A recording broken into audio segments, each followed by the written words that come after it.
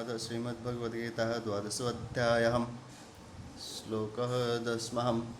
अभ्यासेऽप्यसमर्थोऽसि मत्कर्म परमो भवं मदर्थमपि कर्माणि कुर्वन् सिद्धिं वापस्यसि। अभ्यासे, अगर तू अभ्यास योग में अपि मतलब भी अपने को असमर्थ पाता, असी मतलब है तो, मत कर्म परम मेरे लिए कर्म करने के परायण, भव मतलब हो जा, मदर्थम मेरे लिए कर्माणि कर्मों को कुर्वन्न करता हुआ, अपि मतलब भी तो सिद्धिम सिद्धि को अवापश्यसि प्राप्त हो जाएगा। व्याख्या है अभ्यासे अपयसमर्थोऽसि मत्कर्म परमो भवम्। यहाँ अभ्यास पद का अभिप्राय पीछे के 9वें श्लोक में वर्णित अभ्यास योग से है। गीता की यह शैली है कि पहले कहे हुए विषय का आगे संक्षेप में वर्णन किया जाता है। 8वें श्लोक में भगवान ने अपने में मन बुद्धि लगाने के साधन को 9वें श्लोक में पुनः चित्तम समाधातुम पदों से कहा, अर्थात चित्तम पद के अंतर्गत मन बुद्धि दोनों का समावेश कर लिया। इस प्रकार 9वें श्लोक में आए हुए अभ्यास योग के लिए यहाँ 10वें श्लोक में अभ्यास पद आया है। भगवान कहते हैं कि अगर तू पूर्व श्लोक में वर्णित अभ्यास योग में भी असमर्थ है तो केवल मेरे लिए ही संपूर्ण कर्म करके परायण हो जा। तात्पर्य यह है कि संपूर्ण कर्मों, वर्णाश्रम धर्मानुसार शरीर निर्वाह और आजीविका संबंधी लौकिक एवं भजन ध्यान नाम जप आदि परमार्थिक कर्मों का उद्देश्य सांसारिक भोग और संग्रह न होकर एकमात्र भगवत प्राप्ति ही हो। जो कर्म भगवत प्राप्ति के लिए भगवत आज्ञा अनुसार किए जाते हैं उनको मत कर्म कहते हैं। जो साधक इस प्रकार कर्मों के परायण हैं वे मत कर्म परम कहे जाते हैं।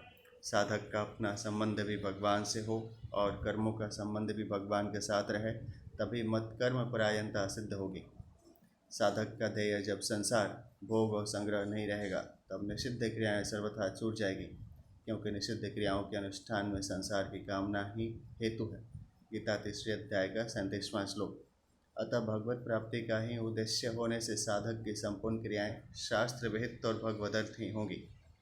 मदर्थमपि कर्माणि कुर्वन्न सिद्धिं वापश्यसि। भगवान ने जिस साधन की बात इसी श्लोक के पूर्वार्ध में मत कर्म परमो भव पदों से कही है, वही बात इन पदों में पुनः कही गई है। भाव यह है कि केवल परमात्मा का उद्देश्य होने से उस साधक की और जगह स्थिति हो ही कैसे सकती है।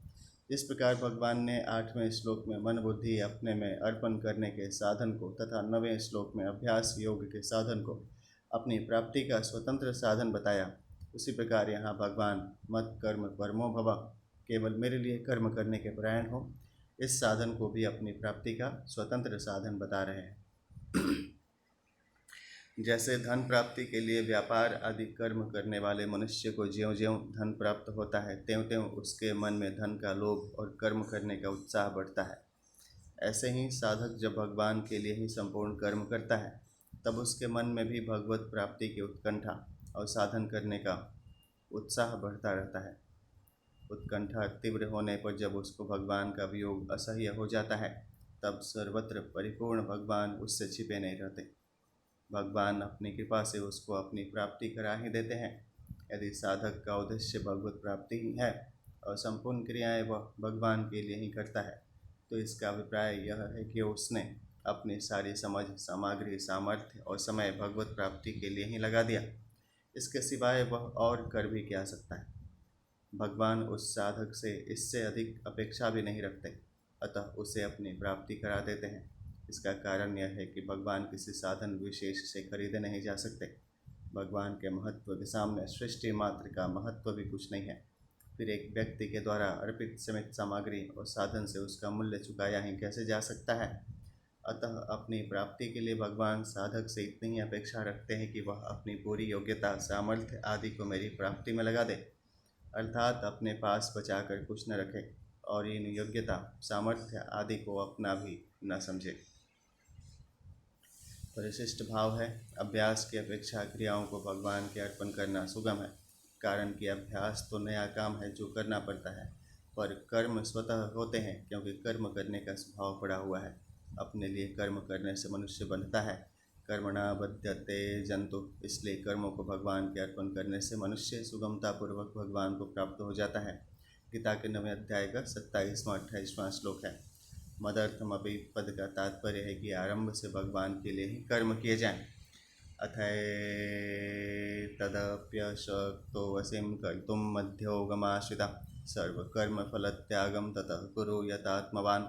अथ मतलब अगर, मध्योगम मेरे योग समता के, आश्रित हुआ तो, एतत् मतलब इस पूर्व श्लोक में कहे हुए साधन को, अपि मतलब भी, कर्तुम करने में अपने को, असक्त असमर्थ पाता, असी मतलब है, ततः मतलब तो, यथात्मवान मन इंद्रियों को वश में करके, सर्व कर्म फल त्यागम संपूर्ण कर्मों के फल की इच्छा का त्याग, कुरु मतलब कर। व्याख्या है, अथैतदप्यशक्तो वसिं कर्तुं मध्योगमाश्रितः। पूर्व श्लोक में भगवान ने अपने लिए ही संपूर्ण कर्म करने से अपनी प्राप्ति बताई, और अब इस श्लोक में वे संपूर्ण कर्मों के फल त्याग रूप साधन की बात बता रहे हैं। वहाँ भगवान के लिए समस्त कर्म करने में भक्ति की प्रधानता होने से उसे भक्ति योग कहेंगे, और यहाँ सर्व कर्म फल त्याग में केवल फल त्याग की मुख्यता होने से इसे कर्म योग कहेंगे।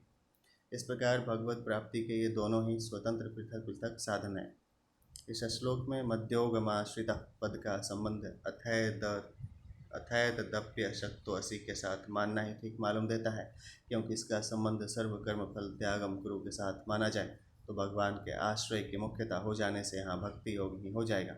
ऐसी दशा में 10वें श्लोक में कहे हुए भक्ति योग साधन से इसकी भिन्नता नहीं रहेगी, जबकि भगवान 10वें और 11वें श्लोक में क्रमशः भक्ति योग और कर्म योग दो भिन्न भिन्न साधन बताना चाहते हैं।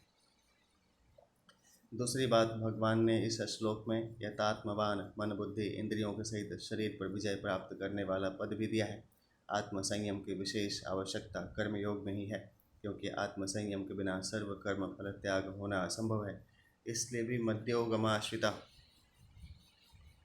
पद का संबंध अथैतदप्यशक्तोऽसि के साथ मानना चाहिए, न कि सर्व कर्म फल त्याग करने की आज्ञा के साथ, जिसका भगवान पर तो उतना विश्वास नहीं है, पर भगवान के विधान में अर्थात देश समाज की सेवा आदि करने में अधिक विश्वास है, उसके लिए भगवान इस श्लोक में सर्व कर्म फल त्याग स्वरूप साधन बताते हैं। तात्पर्य है कि अगर वह संपूर्ण कर्मों को मेरे अर्पण न कर सके तो जिस फल को प्राप्त करना उसके हाथ की बात नहीं है, उस फल की इच्छा का त्याग कर दें। कर्मण्येवाधिकारस्ते मा फलेषु कदाचन, गीता 2 अध्याय का 47वां। फल की इच्छा का त्याग करके कर्तव्य कर्म करने से उसका संसार से संबंध विच्छेद हो जाएगा। सर्व कर्म फल त्यागम ततः कुरु यतात्मवान।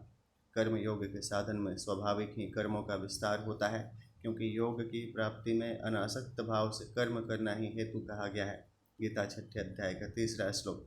इससे कर्मों में फलासक्ति होने के कारण बंधने का भय रहता है। अतः यथात्मवान पद से भगवान कर्म फल त्याग के साधन में मन इंद्रियों आदि के संयम की आवश्यकता बताते हैं।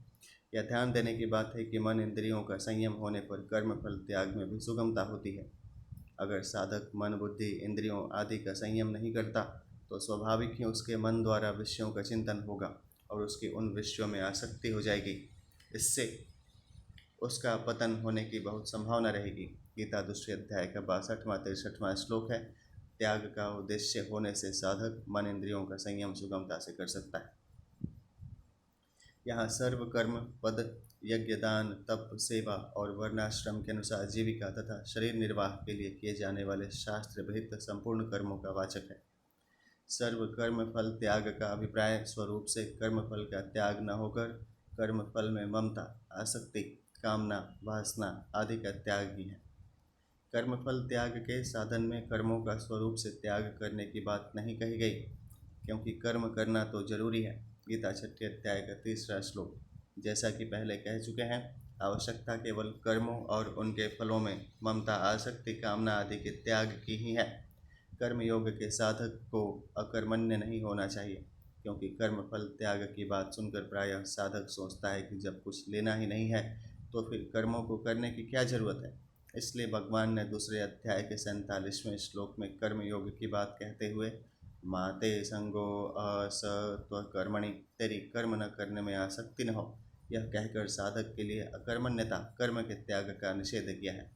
18वें अध्याय के 9वें श्लोक में भगवान ने सात्विक त्याग के लक्षण बताते हुए कर्मों में फलासक्ति के त्याग को ही सात्विक त्याग कहा है, न कि स्वरूप से कर्मों के त्याग को।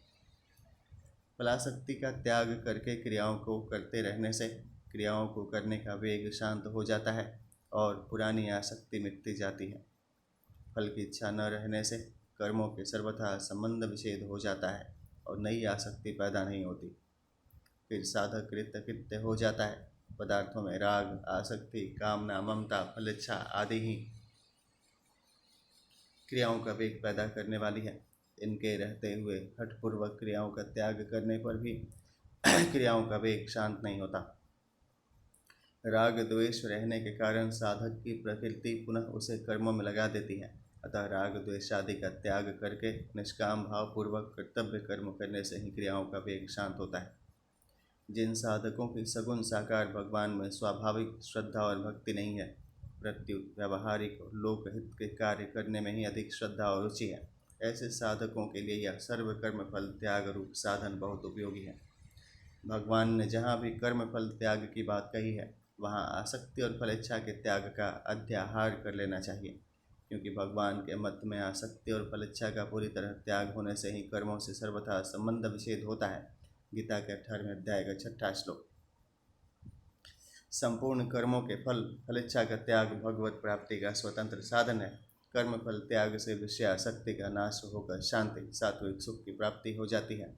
उस शांति का उपभोग न करने से, उसमें सुख बुद्धि करके, उसमें न अटकने से वह शांति परम तत्व का बोध कराकर उससे अभिन्न करा देती है। 11वें अध्याय के 55वें श्लोक में भगवान ने साधक भक्त के 5 लक्षणों में एक लक्षण संग वर्जिता, आसक्ति से रहित बताया था। इस श्लोक में भगवान संपूर्ण कर्मों के फल त्याग की बात कहते हैं, जो संसार की आसक्ति के सर्वथा त्याग से ही संभव है। इस सर्व कर्म फल त्याग का फल भगवान ने इसी अध्याय के 12वें श्लोक में तत्काल परम शांति की प्राप्ति होना बताया है। अतः यह समझना चाहिए कि केवल आसक्ति का सर्वथा त्याग करने से भी परम शांति अथवा भगवान की प्राप्ति हो जाती है। परिशिष्ट भाव है, अगर साधक सर्वथा भगवान के लिए कर्म न कर सके तो उसको फलेच्छा का त्याग करके कर्म करना चाहिए, क्योंकि फलेच्छा ही बांधने वाली है। फले सक्तो निबध्यते, गीता 5वें अध्याय का 12वां। संबंध है, भगवान ने 8वें श्लोक से 11वें श्लोक तक एक साधन में असमर्थ होने पर दूसरा, दूसरे साधन में असमर्थ होने पर तीसरा और तीसरे साधन में असमर्थ होने पर चौथा साधन बताया। इससे यह शंका हो सकती है कि क्या अंत में बताया गया सर्व कर्म फल त्याग साधन सबसे निम्न श्रेणी का है, क्योंकि उसको सबसे अंत में कहा गया है, तथा भगवान ने उस सर्व कर्म फल त्याग का कोई फल भी नहीं बताया। इस शंका का निवारण करते हुए भगवान सर्व कर्म फल त्याग रूप साधन की श्रेष्ठता तथा उसका फल बताते हैं। श्रेयो हि ज्ञानमभ्यासाज्ञानात् विशिष्यते, ध्यानात् कर्मफलत्यागस्त्यागात् शान्तिरनन्तरम्। अभ्यासात्, अभ्यास से, ज्ञानम शास्त्र ज्ञान, श्रेय श्रेष्ठ है। ज्ञानात् शास्त्र ज्ञान से, ध्यानम ध्यान, विशिष्यते श्रेष्ठ है। और ध्यानात् ध्यान से भी कर्मफल त्याग, सब कर्मों के फल की इच्छा का त्याग श्रेष्ठ है। ही मतलब क्योंकि त्यागात त्याग से, अनंतरम तत्काल ही शांति परम शांति प्राप्त हो जाती है। व्याख्या है, भगवान ने 8वें श्लोक से 11वें श्लोक तक एक एक साधन में असमर्थ होने पर क्रमशः समर्पण योग, अभ्यास योग, भगवद अर्थ कर्म और कर्म फल त्याग, ये 4 साधन बताए। इससे ऐसा प्रतीत होता है कि क्रमशः पहले साधन की अपेक्षा आगे का साधन नीचे दर्जे का है और अंत में कहा गया कर्म फल त्याग का साधन सबसे नीचे दर्जे का है। इस बात की पुष्टि इससे भी होती है कि पहले के 3 साधनों में भगवत प्राप्ति रूप फल की बात निवशिष्यसि मय्येव ममिच्छाप्तुम तथा सिद्धिम वापस्यसि, इन पदों द्वारा साथ साथ कही गई। परंतु 11वें श्लोक में जहाँ कर्म फल त्याग करने की आज्ञा दी गई है, वहाँ उसका फल भगवत प्राप्ति नहीं बताया गया। उपयुक्त धारणाओं को दूर करने के लिए यह 12वां श्लोक कहा गया है। इसमें भगवान ने कर्म फल त्याग को श्रेष्ठ और तत्काल परम शांति देने वाला बताया है, जिससे कि इस चौथे साधन को कोई निम्न श्रेणी का न समझ ले। कारण कि इस साधन में आसक्ति, ममता और फलेच्छा के त्याग की ही प्रधानता होने से जिस तत्व की प्राप्ति समर्पण योग, अभ्यास योग एवं भगवद अर्थ कर्म करने से होती है, ठीक उसी तत्व की प्राप्ति कर्म फल त्याग से भी होती है। वास्तव में उपयुक्त चारों साधन स्वतंत्रता से भगवत प्राप्ति कराने वाले हैं। साधकों की रुचि, विश्वास और योग्यता की भिन्नता के कारण ही भगवान ने 8वें से 11वें श्लोक तक अलग अलग साधन कहे हैं। जहाँ तक कर्म फल त्याग के फल भगवत प्राप्ति को अलग से 12वें श्लोक में कहने का प्रश्न है, उसमें यही विचार करना चाहिए कि समर्पण योग, अभ्यास योग एवं भगवत अर्थ कर्म करने से भगवत प्राप्ति होती है। यह तो प्रायः प्रचलित ही है, किंतु कर्म फल त्याग से भी भगवत प्राप्ति होती है, यह बात प्रचलित नहीं है। इसलिए प्रचलित साधनों की अपेक्षा इसकी श्रेष्ठता बताने के लिए 12वां श्लोक कहा गया है और उसी में कर्म फल त्याग का फल कहना उचित प्रतीत होता है। श्रेयो हि ज्ञानम अभ्यासात्, महर्षि पतंजलि कहते हैं, तत्र स्थितो यत्नो अभ्यास, योग दर्शन पहले अध्याय का 13वां। अर्थात किसी एक विषय में स्थिरता प्राप्त करने के लिए बार बार प्रयत्न करने का नाम अभ्यास है। यहाँ इस श्लोक में अभ्यास शब्द केवल अभ्यास रूप क्रिया का वाचक है, अभ्यास योग का वाचक नहीं, क्योंकि इस प्राणायाम, मनोनिग्रह आदि अभ्यास में शास्त्र ज्ञान और ध्यान नहीं है तथा कर्मफल की इच्छा का त्याग भी नहीं है। जड़ता से संबंध विच्छेद होने पर ही योग होता है, जबकि उपर्युक्त अभ्यास में जड़ता, शरीर, इंद्रियां, मन, बुद्धि का आश्रय रहता है। यहाँ ज्ञान शब्द का अर्थ शास्त्र ज्ञान है, तत्व ज्ञान नहीं, क्योंकि तत्व ज्ञान तो सभी साधनों का फल है। अतः यहाँ जिस ज्ञान की अभ्यास से तुलना की जा रही है, उस ज्ञान में न तो अभ्यास है, न ध्यान है और न कर्म फल त्याग ही है। जिस अभ्यास में न ज्ञान है, न ध्यान है और न कर्म फल त्याग ही है, ऐसे अभ्यास की अपेक्षा उपर्युक्त ज्ञान ही श्रेष्ठ है। शास्त्रों के अध्ययन और सत्संग के द्वारा आध्यात्मिक जानकारी को तो प्राप्त कर ले, पर न तो उसके अनुसार वास्तविक तत्व का अनुभव करे और न ध्यान, अभ्यास और कर्म फल त्याग रूप किसी साधन का अनुष्ठान ही करे। ऐसे केवल शास्त्रों की जानकारी के लिए यहाँ ज्ञानम पद आया है। इस ज्ञान को उपयुक्त अभ्यास की अपेक्षा श्रेष्ठ कहने का तात्पर्य यह है कि आध्यात्मिक ज्ञान से रहित अभ्यास भगवत प्राप्ति में उतना सहायक नहीं होता जितना अभ्यास से रहित ज्ञान सहायक होता है।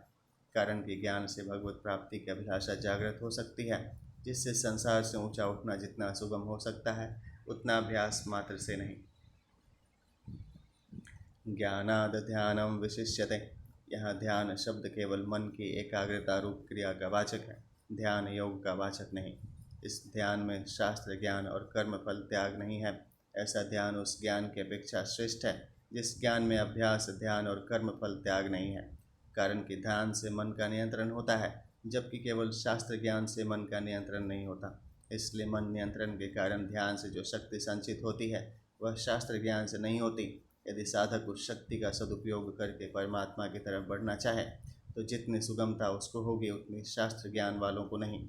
इसके साथ साथ ध्यान करने वाले साधक को अगर वह शास्त्र का अध्ययन करे, तो मन की एकाग्रता के कारण वास्तविक ज्ञान की प्राप्ति बहुत सुगमता से हो सकती है, जबकि केवल शास्त्राध्यायी साधक को चाहने पर भी मन की चंचलता के कारण ध्यान लगाने में कठिनाई होती है।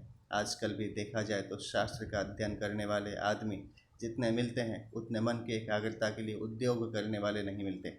ध्यानात् कर्मफल त्याग, ज्ञान और कर्मफल त्याग से रहित ध्यान की अपेक्षा ज्ञान और ध्यान से रहित कर्मफल त्याग श्रेष्ठ है।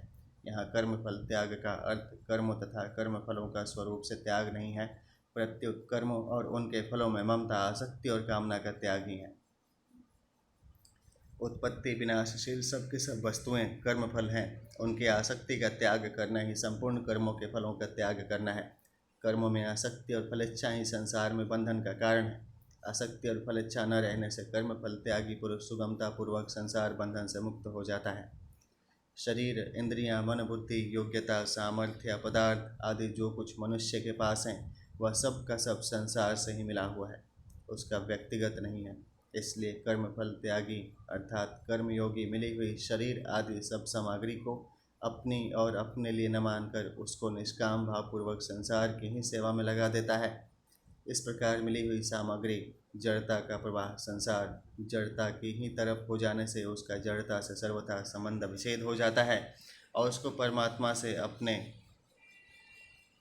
स्वाभाविक और नित्य सिद्ध संबंध का अनुभव हो जाता है। इसलिए कर्मयोगी के लिए अलग से ध्यान लगाने की जरूरत नहीं है। अगर वह ध्यान लगाना भी चाहे तो कोई सांसारिक कामना न होने के कारण वह सुगमता पूर्वक ध्यान लगा सकता है, जबकि सकाम भाव के कारण सामान्य साधक को ध्यान लगाने में कठिनाई होती है। गीता के 6ठे अध्याय में ध्यान योग के प्रकरण में भगवान ने बताया है कि ध्यान का अभ्यास करते करते अंत में जब साधक का चित्त एकमात्र परमात्मा में अच्छी तरह से स्थित हो जाता है, तब वह संपूर्ण कामनाओं से रहित हो जाता है और चित्त के उपराम होने पर वह स्वयं से परमात्मा तत्व में स्थित हो जाता है। 6ठे अध्याय के 18वें से 20वें श्लोक तक।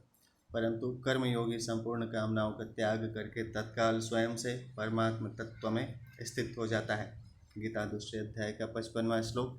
कारण यह है कि ध्यान में परमात्मा में चित्त लगाया जाता है, इसलिए उसमें चित्त जड़ता का आश्रय रहने के कारण चित्त जड़ता के साथ बहुत दूर तक संबंध बना रहता है। परंतु कर्म योग में ममता और कामना का त्याग किया जाता है, इसलिए उसमें ममता और कामना जड़ता का त्याग करने के साथ ही चित्त जड़ता का भी स्वतः त्याग हो जाता है। इसलिए परिणाम में समान रूप से परमात्मा तत्व की प्राप्ति होने पर भी ध्यान का अभ्यास करने वाले साधक को ध्येय में चित्त लगाने में कठिनाई होती है तथा उसे परमात्मा तत्व का अनुभव भी देरी से होता है, जबकि कर्मयोगी को परमात्मा तत्व का अनुभव सुगमतापूर्वक तथा शीघ्रता से होता है। इससे सिद्ध होता है कि ध्यान की अपेक्षा कर्मयोग का साधन श्रेष्ठ है। अपना कुछ नहीं, अपने लिए कुछ नहीं चाहिए और अपने लिए कुछ नहीं करना है, यही कर्मयोग का मूल महामंत्र है, जिसके कारण यह सब साधनों से विलक्षण हो जाता है। कर्म योगो विशिष्यते, गीता 5वें अध्याय का 2। त्यागात् शांतिरंतरम, यहाँ त्यागात पद कर्मफल त्याग के लिए ही आया है। त्याग के स्वरूप को विशेष रूप से समझने की आवश्यकता है। त्याग न तो उसका हो सकता है जो अपना स्वरूप है और न उसी का हो सकता है जिसके साथ अपना संबंध नहीं है। जैसे अपना स्वरूप होने के कारण प्रकाश और उष्णता से सूर्य का वियोग नहीं हो सकता और जिससे वियोग नहीं हो सकता उसका त्याग करना असंभव है। इसके विपरीत अपना स्वरूप न होने के कारण अंधकार और शीतलता से सूर्य का वियोग भी कहना नहीं बनता, क्योंकि अपना स्वरूप न होने के कारण उनका वियोग अथवा त्याग नित्य और स्वतः सिद्ध है। इसलिए वास्तव में त्याग उसी का होता है जो अपना नहीं है, पर भूल से अपना मान लिया गया है। जीव स्वयं चेतन और अविनाशी है तथा संसार जड़ और विनाशी है। जीव भूल से अपने अंशी परमात्मा को भूलकर विजातीय संसार को अपना मान लेता है, इसलिए संसार से माने हुए संबंध का ही त्याग करने की आवश्यकता है। त्याग असीम होता है, संसार के संबंध में तो सीमा होती है, पर संसार के त्याग संबंध विच्छेद में सीमा नहीं होती। तात्पर्य है कि जिन वस्तुओं से हम अपना संबंध जोड़ते हैं उन वस्तुओं की तो सीमा होती है, पर उन वस्तुओं का त्याग असीम होता है। त्याग करते ही परमात्म तत्व की प्राप्ति हो जाती है। परमात्म तत्व की प्राप्ति भी असीम होती है, कारण कि परमात्म तत्व देश, काल, वस्तु, व्यक्ति आदि की सीमा से रहित असीम है। सीमित वस्तुओं के मोह के कारण ही उस असीम परमात्म तत्व का अनुभव नहीं होता। कर्म फल त्याग में संसार से माने हुए संबंध का त्याग हो जाता है, इसलिए यहाँ त्यागात पद कर्मों में और उनके फलों संसार के साथ भूल से माने हुए संबंध का त्याग करने के अर्थ में ही आया है। यही त्याग का वास्तविक स्वरूप है। त्याग के अंतर्गत जप, भजन, ध्यान, समाधि आदि के फल का त्याग भी समझना चाहिए, कारण कि जब तक जप, भजन, ध्यान, समाधि अपने लिए की जाती हैं तब तक व्यक्तित्व बना रहने से बंधन बना रहता है। अतः अपने लिए किया हुआ ध्यान, समाधि आदि भी बंधन ही है। इसलिए किसी भी क्रिया के साथ अपने लिए कुछ भी चाह न रखना ही त्याग है। वास्तविक त्याग में त्याग वृत्ति से भी संबंध विच्छेद हो जाता है। यहाँ शांति पद का तात्पर्य परम शांति की प्राप्ति है। इसी को भगवत प्राप्ति कहते हैं। अभ्यास, ज्ञान और ध्यान तीनों साधनों से वस्तुतः कर्मफल त्याग रूप साधन श्रेष्ठ है। जब तक साधक में फल की आसक्ति रहती है तब तक वह जड़ता का आश्रय रहने से मुक्त नहीं हो सकता। गीता 5वें अध्याय का 12वां श्लोक। इसलिए फलासक्ति के त्याग की जरूरत अभ्यास, ज्ञान और ध्यान तीनों ही साधनों में है। जड़ता अर्थात उत्पत्ति विनाशशील वस्तुओं का संबंध ही अशांति का खास कारण है। कर्मफल त्याग अर्थात कर्म योग में आरंभ से ही कर्मों और उनके फलों में आसक्ति का त्याग किया जाता है। गीता 5वें अध्याय का 11वां श्लोक। इसलिए जड़ता का संबंध न रहने से कर्म योगी को शीघ्र परम शांति की प्राप्ति हो जाती है। गीता के 5वें अध्याय का 12वां श्लोक। कर्मफल त्याग संबंधी विशेष बात है। कर्म फल त्याग कर्म योग का ही दूसरा नाम है, कारण कि कर्म योग में कर्म फल त्याग ही मुख्य है। यह कर्म योग भगवान श्री कृष्ण के अवतार से बहुत पहले ही लुप्त प्राय हो गया था। गीता 4 अध्याय का दूसरा श्लोक, भगवान ने अर्जुन को निमित्त बनाकर कृपापूर्वक इस कर्म योग को पुनः प्रकट किया। गीता 4 अध्याय का तीसरा श्लोक, भगवान ने इसको प्रकट करके प्रत्येक परिस्थिति में प्रत्येक मनुष्य को कल्याण का अधिकार प्रदान किया। अन्यथा अध्यात्म मार्ग के विषय में कभी यह सोचा ही नहीं जा सकता कि एकांत के बिना, कर्मों को छोड़े बिना, वस्तुओं का त्याग किए बिना, स्वजनों के त्याग के बिना प्रत्येक परिस्थिति में मनुष्य अपना कल्याण कर सकता है। कर्म योग में फलाशक्ति का त्याग ही मुख्य है।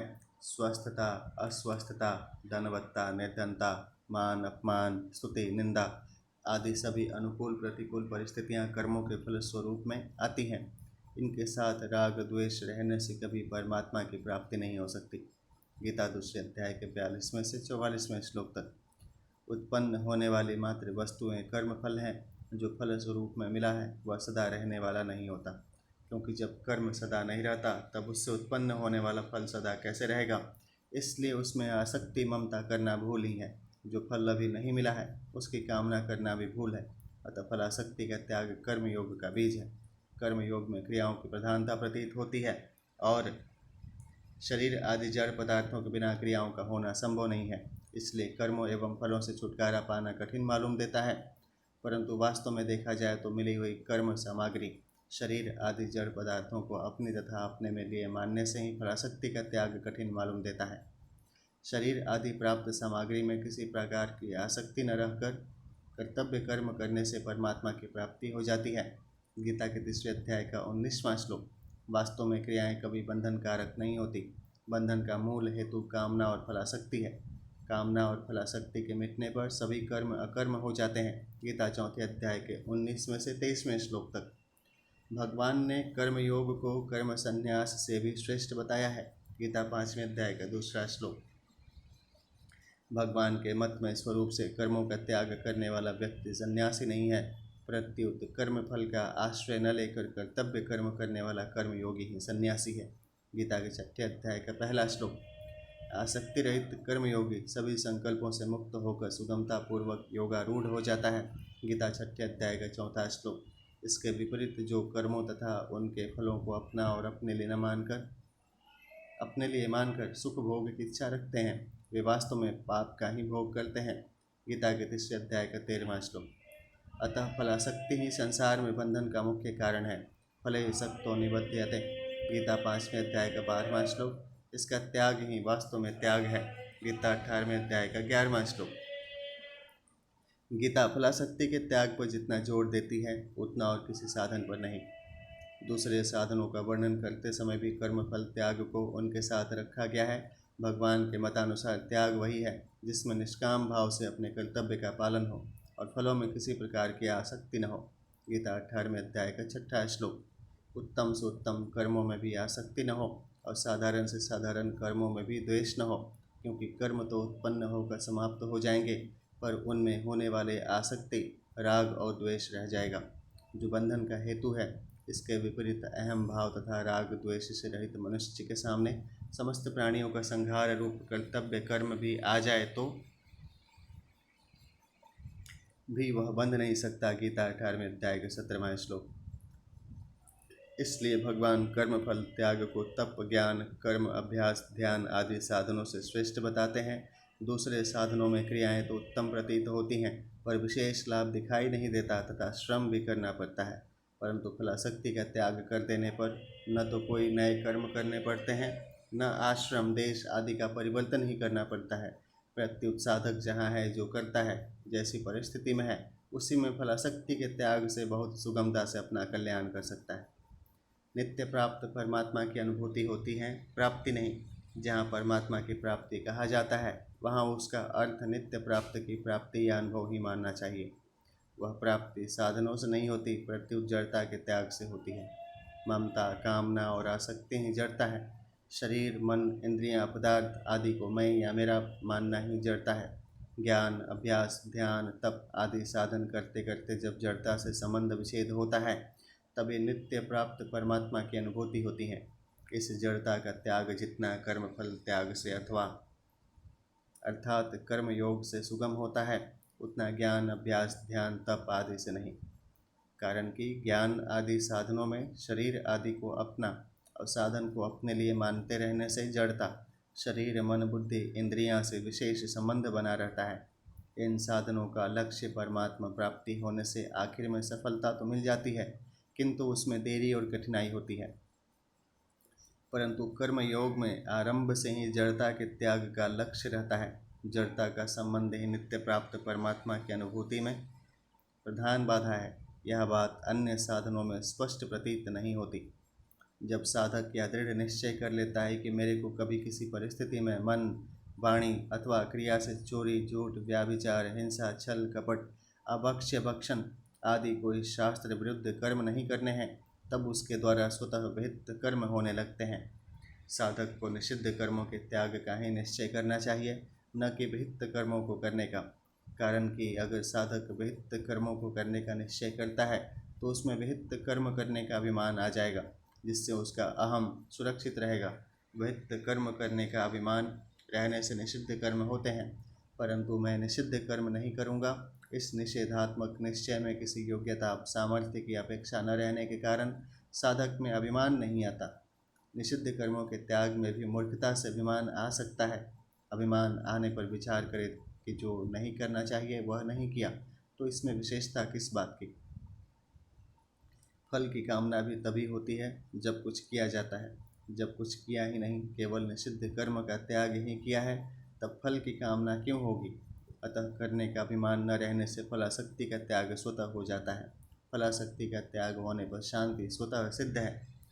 साधन संबंधी विशेष बात है। भगवान ने 9वें, 10वें और 11वें श्लोक में क्रमशः जो 3 साधन, अभ्यास, योग, भगवदर्थ, कर्म और कर्मफल त्याग बताए हैं, विचारपूर्वक देखा जाए तो उनमें से कर्मफल त्याग को छोड़कर प्रत्येक साधन में शेष दोनों साधन भी आ जाते हैं। जैसे पहला अभ्यास योग में भगवान के लिए भजन, नाम जप आदि क्रियाएं करने से वह भगवदर्थ है ही, और नाशवान फल की कामना न होने से उसमें कर्मफल त्याग भी है। दूसरा है भगवदर्थ, कर्म में भगवान के लिए कर्म होने से अभ्यास योग भी है, और नाशवान फल की कामना न होने से कर्मफल त्याग भी है। वास्तव में साधक को सबसे पहले अपने लक्ष्य, ध्येय अथवा उद्देश्य को दृढ़ करना चाहिए। इसके बाद उसे यह पहचानना चाहिए कि उसका संबंध वास्तव में किसके साथ है। फिर चाहे कोई भी साधन करें, अभ्यास करें, भगवत प्रीत्यर्थ कर्म करें अथवा कर्मफल त्याग करें, वही साधन उसके लिए श्रेष्ठ हो जाएगा। जब साधक का यह लक्ष्य हो जाएगा कि उसे भगवान को ही प्राप्त करना है, और वह यह भी पहचान लेगा कि अनादिकाल से उसका भगवान के साथ स्वतः सिद्ध संबंध है, तब कोई भी साधन उसके लिए छोटा नहीं रह जाएगा। किसी साधन का छोटा या बड़ा होना लौकिक दृष्टि से ही है, वास्तव में मुख्यतः उद्देश्य की ही है। अतः साधक को चाहिए कि वह अपने उद्देश्य में कभी किंचित मात्र भी शिथिलता न आने दे। किसी साधन की सुगमता या कठिनता साधक की रुचि और उद्देश्य पर निर्भर करती है। रुचि और उद्देश्य एक भगवान का होने से साधन सुगम होता है, तथा रुचि संसार की और उद्देश्य भगवान का होने से साधन कठिन हो जाता है। जैसे भूख सबकी एक ही होती है और भोजन करने पर तृप्ति का अनुभव भी सबको एक ही होता है, पर भोजन की रुचि सबके भिन्न भिन्न होने के कारण भोज्य पदार्थ भी भिन्न भिन्न होते हैं। इसी तरह साधकों की रुचि, विश्वास और योग्यता के अनुसार साधन भी भिन्न भिन्न होते हैं, पर भगवान की अप्राप्ति का दुख तथा भगवत प्राप्ति की अभिलाषा भूख सभी साधकों में एक ही होती है। साधक चाहे किसी भी श्रेणी का क्यों न हो, साधन की पूर्णता के बाद भगवत प्राप्ति रूप आनंद की अनुभूति, तृप्ति भी सबको एक जैसी ही होती है। इस प्रकरण में अर्जुन को निमित्त बनाकर भगवान ने मनुष्य मात्र के कल्याण के लिए 4 साधन बताए हैं। पहला समर्पण योग, दूसरा अभ्यास योग, तीसरा भगवान के लिए ही संपूर्ण कर्मों का अनुष्ठान, और चौथा सर्व कर्म फल त्याग। यद्यपि चारों साधनों का फल भगवत प्राप्ति ही है, तथापि साधकों में रुचि, श्रद्धा, विश्वास और योग्यता की भिन्नता के कारण ही भिन्न भिन्न साधनों का वर्णन हुआ है। वास्तव में चारों ही साधन समान रूप से स्वतंत्र और श्रेष्ठ हैं, इसलिए साधक जो भी साधन अपनाए उसे उस साधन को सर्वोपरि मानना चाहिए। अपने साधन को किसी भी तरह हीन, निम्न श्रेणी का नहीं मानना चाहिए, और साधन की सफलता, भगवत प्राप्ति के विषय में कभी निराश भी नहीं होना चाहिए, क्योंकि कोई भी साधन निम्न श्रेणी का नहीं होता। अगर साधक का एकमात्र उद्देश्य भगवत प्राप्ति हो, साधन उसकी रुचि, विश्वास तथा योग्यता के अनुसार हो, साधन पूरे सामर्थ्य और तत्परता लगन से किया जाए और भगवत प्राप्ति की उत्कंठा भी तीव्र हो, तो सभी साधन एक समान है। साधक को उद्देश्य, सामर्थ्य और तत्परता के विषय में कभी हतोत्साह नहीं होना चाहिए। भगवान साधक से इतनी ही अपेक्षा रखते हैं कि वह अपनी पूरी सामर्थ्य और योग्यता को साधन में लगा दें। निषिद्ध कर्म न करने का निश्चय होने पर दो अवस्थाएं होती हैं, या तो विहित कर्मों में प्रवृत्ति होगी या सर्वथा निवृत्ति। विहित कर्मों में प्रवृत्ति से अंतःकरण निर्मल होता है और सर्वथा निवृत्ति होने से परमात्मा में स्थिति होती है। सर्वथा निवृत्ति का तात्पर्य वासना रहित अवस्था से है, न कि अकर्मण्यता या आलस्य से, क्योंकि आलस्य आदि भी निषिद्ध कर्म है। साधक चाहे भगवत तत्व को ठीक ठीक न जाने, पर सर्वज्ञ भगवान तो उसके उद्देश्य, भाव, सामर्थ्य, तत्परता आदि को अच्छी तरह जानते ही हैं। यदि साधक अपने उद्देश्य, भाव, चेष्टा, तत्परता, उत्कंठा आदि में किसी प्रकार की कमी न आने दे, तो भगवान स्वयं उसे अपनी प्राप्ति करा देते हैं। वास्तव में अपने उद्योग, बल, ज्ञान आदि की कीमत से भगवान की प्राप्ति हो ही नहीं सकती। अगर भगवान के दिए हुए बल, ज्ञान आदि को भगवान की प्राप्ति के लिए ही लगा दिया जाए, तो वे साधक को कृपापूर्वक अपनी प्राप्ति करा देते हैं। संसार में भगवत प्राप्ति ही सबसे सुगम है और इसके सभी अधिकारी हैं, क्योंकि इसी के लिए मनुष्य शरीर मिला है। सभी प्राणियों के कर्म भिन्न भिन्न होने के कारण किन्हीं दो व्यक्तियों को भी संसार के पदार्थ एक समान नहीं मिल सकते, जबकि भगवान एक होने से भगवत प्राप्ति सबको एक समान ही होती है, क्योंकि भगवत प्राप्ति कर्मजन्य नहीं है। भगवान की प्राप्ति में संसार से वैराग्य और भगवत प्राप्ति की उत्कंठा, ये दो बातें ही मुख्य हैं। इन दोनों में से किसी भी एक साधन के तीव्र होने पर भगवत प्राप्ति हो जाती है। फिर भी भगवत प्राप्ति की उत्कंठा में विशेष शक्ति है। ऊपर जो 4 साधन बताए गए हैं, उनमें से प्रथम 3 साधन तो मुख्य भगवत प्राप्ति की उत्कंठा जागृत करने वाले हैं, और चौथा साधन कर्म फल त्याग मुख्यतः संसार से संबंध विच्छेद करने वाला है।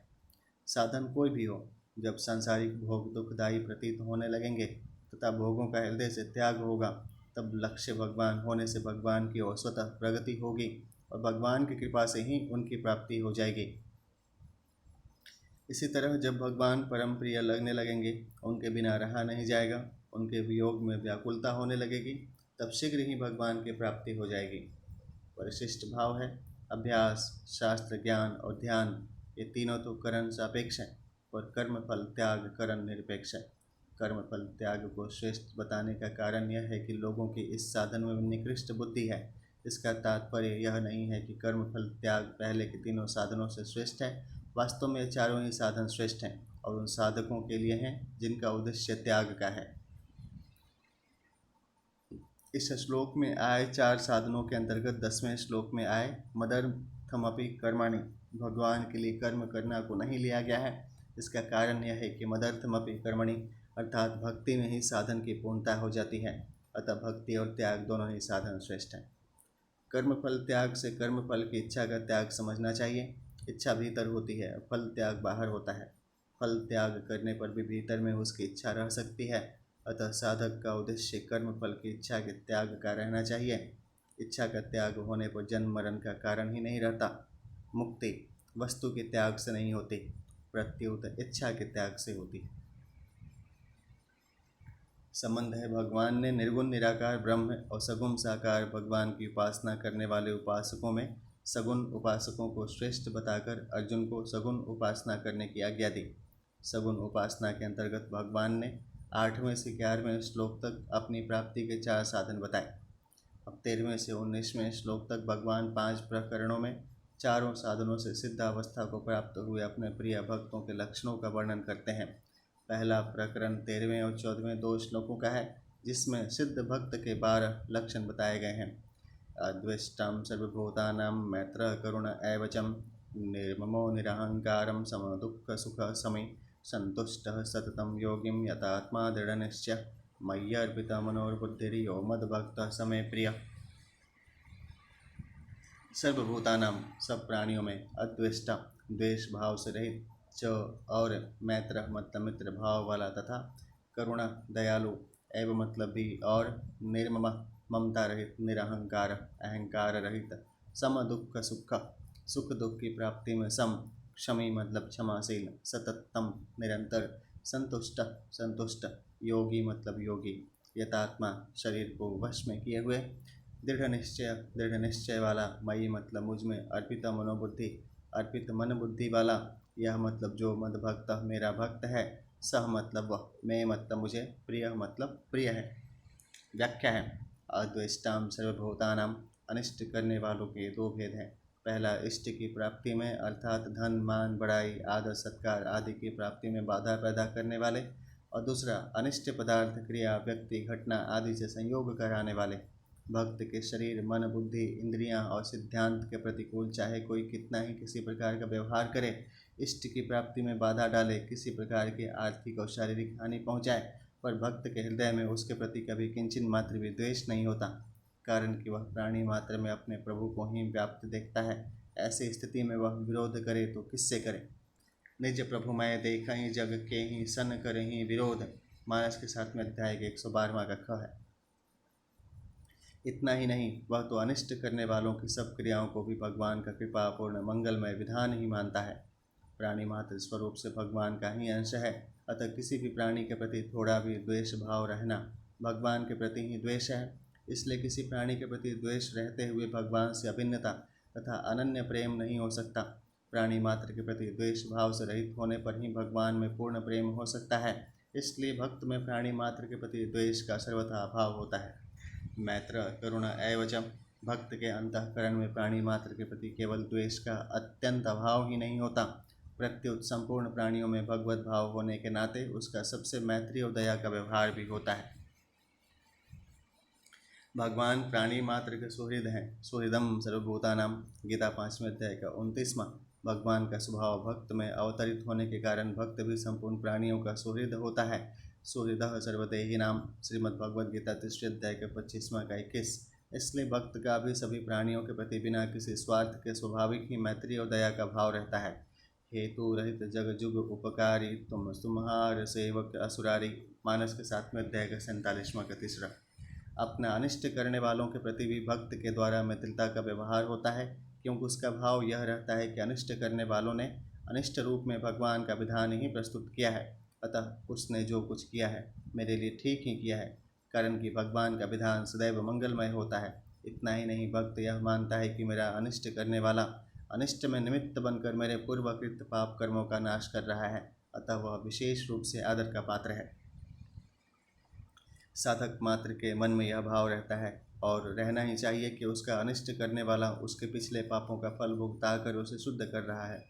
जब सामान्य साधक में भी अनिष्ट करने वाले के प्रति मैत्री और करुणा का भाव रहता है, फिर सिद्ध भक्त का तो कहना ही क्या है। सिद्ध भक्त का तो उसके प्रति ही क्या, प्राणी मात्र के प्रति मैत्री और दया का विलक्षण भाव रहता है। पातंजलि योग दर्शन में चित्त शुद्धि के 4 हेतु बताए गए हैं।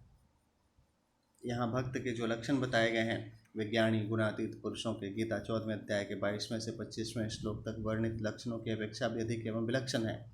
मैत्र और करुणा पद भी यही भक्त के लक्षणों में ही आए हैं। मैत्री करुणा मुदितोपेक्षाणां सुख दुख पुण्या पुण्यम विषयाणां भावनात् चित्त प्रसादनम, पहले अध्याय का 33वां। सुखियों के प्रति मैत्री, दुखियों के प्रति करुणा, पुण्यात्माओं के प्रति मुदिता प्रसन्नता और पापात्माओं के प्रति उपेक्षा के भाव से चित्त में निर्मलता आती। परंतु भगवान ने इन चारों हेतुओं को 2 में विभक्त कर दिया है, मैत्र च करुणा। तात्पर्य यह है कि सिद्धि भक्त सुखियों और पुण्यात्माओं के प्रति मैत्री का भाव तथा दुखियों और पापात्माओं के प्रति करुणा का भाव रहता है।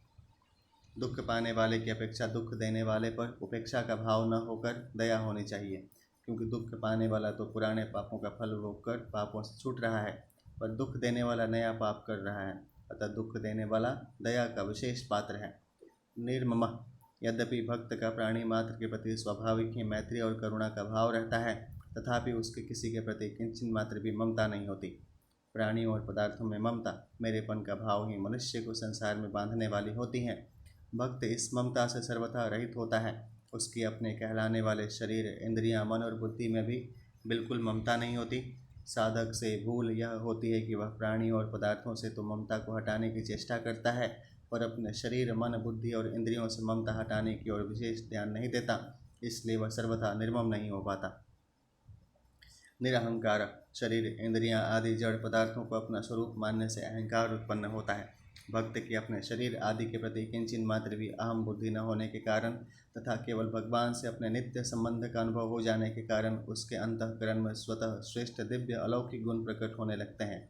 इन गुणों को भी वह अपने गुण नहीं मानता, प्रत्युत दैवी संपत्ति होने से भगवान के ही मानता है। सत्य परमात्मा के होने के कारण ही ये गुण सद्गुण कहलाते हैं। ऐसी दशा में भक्त उनको अपना मान ही कैसे सकता है, इसलिए वह अहंकार से सर्वथा रहित होता है। सम दुख सुख, भक्त सुख दुखों की प्राप्ति में सम रहता है, अर्थात अनुकूलता प्रतिकूलता उसके हृदय में राग द्वेष हर्ष शोक आदि विकार पैदा नहीं कर सकते। गीता में सुख दुख पद अनुकूलता प्रतिकूलता की परिस्थिति जो सुख दुख उत्पन्न करने में हेतु है के भाव के लिए तथा अंतःकरण में होने वाले हर्ष शोक आदि विकारों के लिए भी आया है। अनुकूल और प्रतिकूल परिस्थिति मनुष्य को सुखी दुखी बनाकर ही उसे बांधती है। इसलिए सुख दुख में सम होने का अर्थ है अनुकूल या प्रतिकूल परिस्थिति आने पर अपने में हर्ष शोक आदि विकारों का न होना। भक्त के शरीर इंद्रियां मन सिद्धांत आदि के अनुकूल या प्रतिकूल प्राणी पदार्थ परिस्थिति घटना आदि का संयोग अवयोग होने पर उसे अनुकूलता और प्रतिकूलता का ज्ञान तो होता है, पर उसके अंतःकरण में हर्ष शोक आदि कोई विकार उत्पन्न नहीं होता। यहाँ यह बात समझ लेनी चाहिए कि किसी परिस्थिति का ज्ञान होना अपने आप में कोई दोष नहीं है, प्रत्युत उससे अंतःकरण में विकार उत्पन्न होना ही दोष है। भक्त राग द्वेष हर्ष शोक आदि विकारों से सर्वथा रहित होता है, जिससे प्रारब्धानुसार भक्त के शरीर में कोई रोग होने पर उसे शारीरिक पीड़ा का ज्ञान अनुभव तो होगा, किंतु उसके अंतःकरण में किसी प्रकार का विकार नहीं होगा। क्षमी अपना किसी तरह का भी अपराध करने वाले को किसी भी प्रकार का दंड देने की इच्छा न रखकर उसे क्षमा कर देने वाले को भी क्षमी कहते हैं। भक्त के लक्षणों में पहले अद्वेष्टा पद देकर भगवान ने भक्त में अपना अपराध करने वाले के प्रति द्वेष का भाव बताया।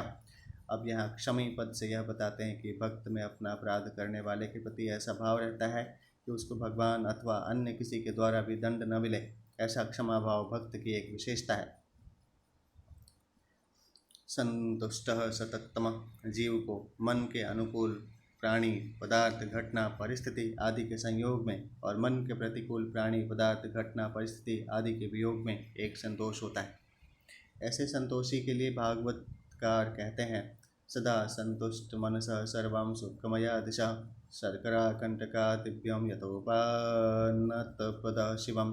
श्रीमद् भागवत गीता 7वें अध्याय के 15वें का 17। जैसे पैरों में जूते पहनकर चलने वालों को कंकर और कांटों से कोई भय नहीं होता, ऐसे ही जिसके मन में संतोष है उसके लिए सदा सर्वदा सब जगह सुख ही सुख है, दुख है ही नहीं।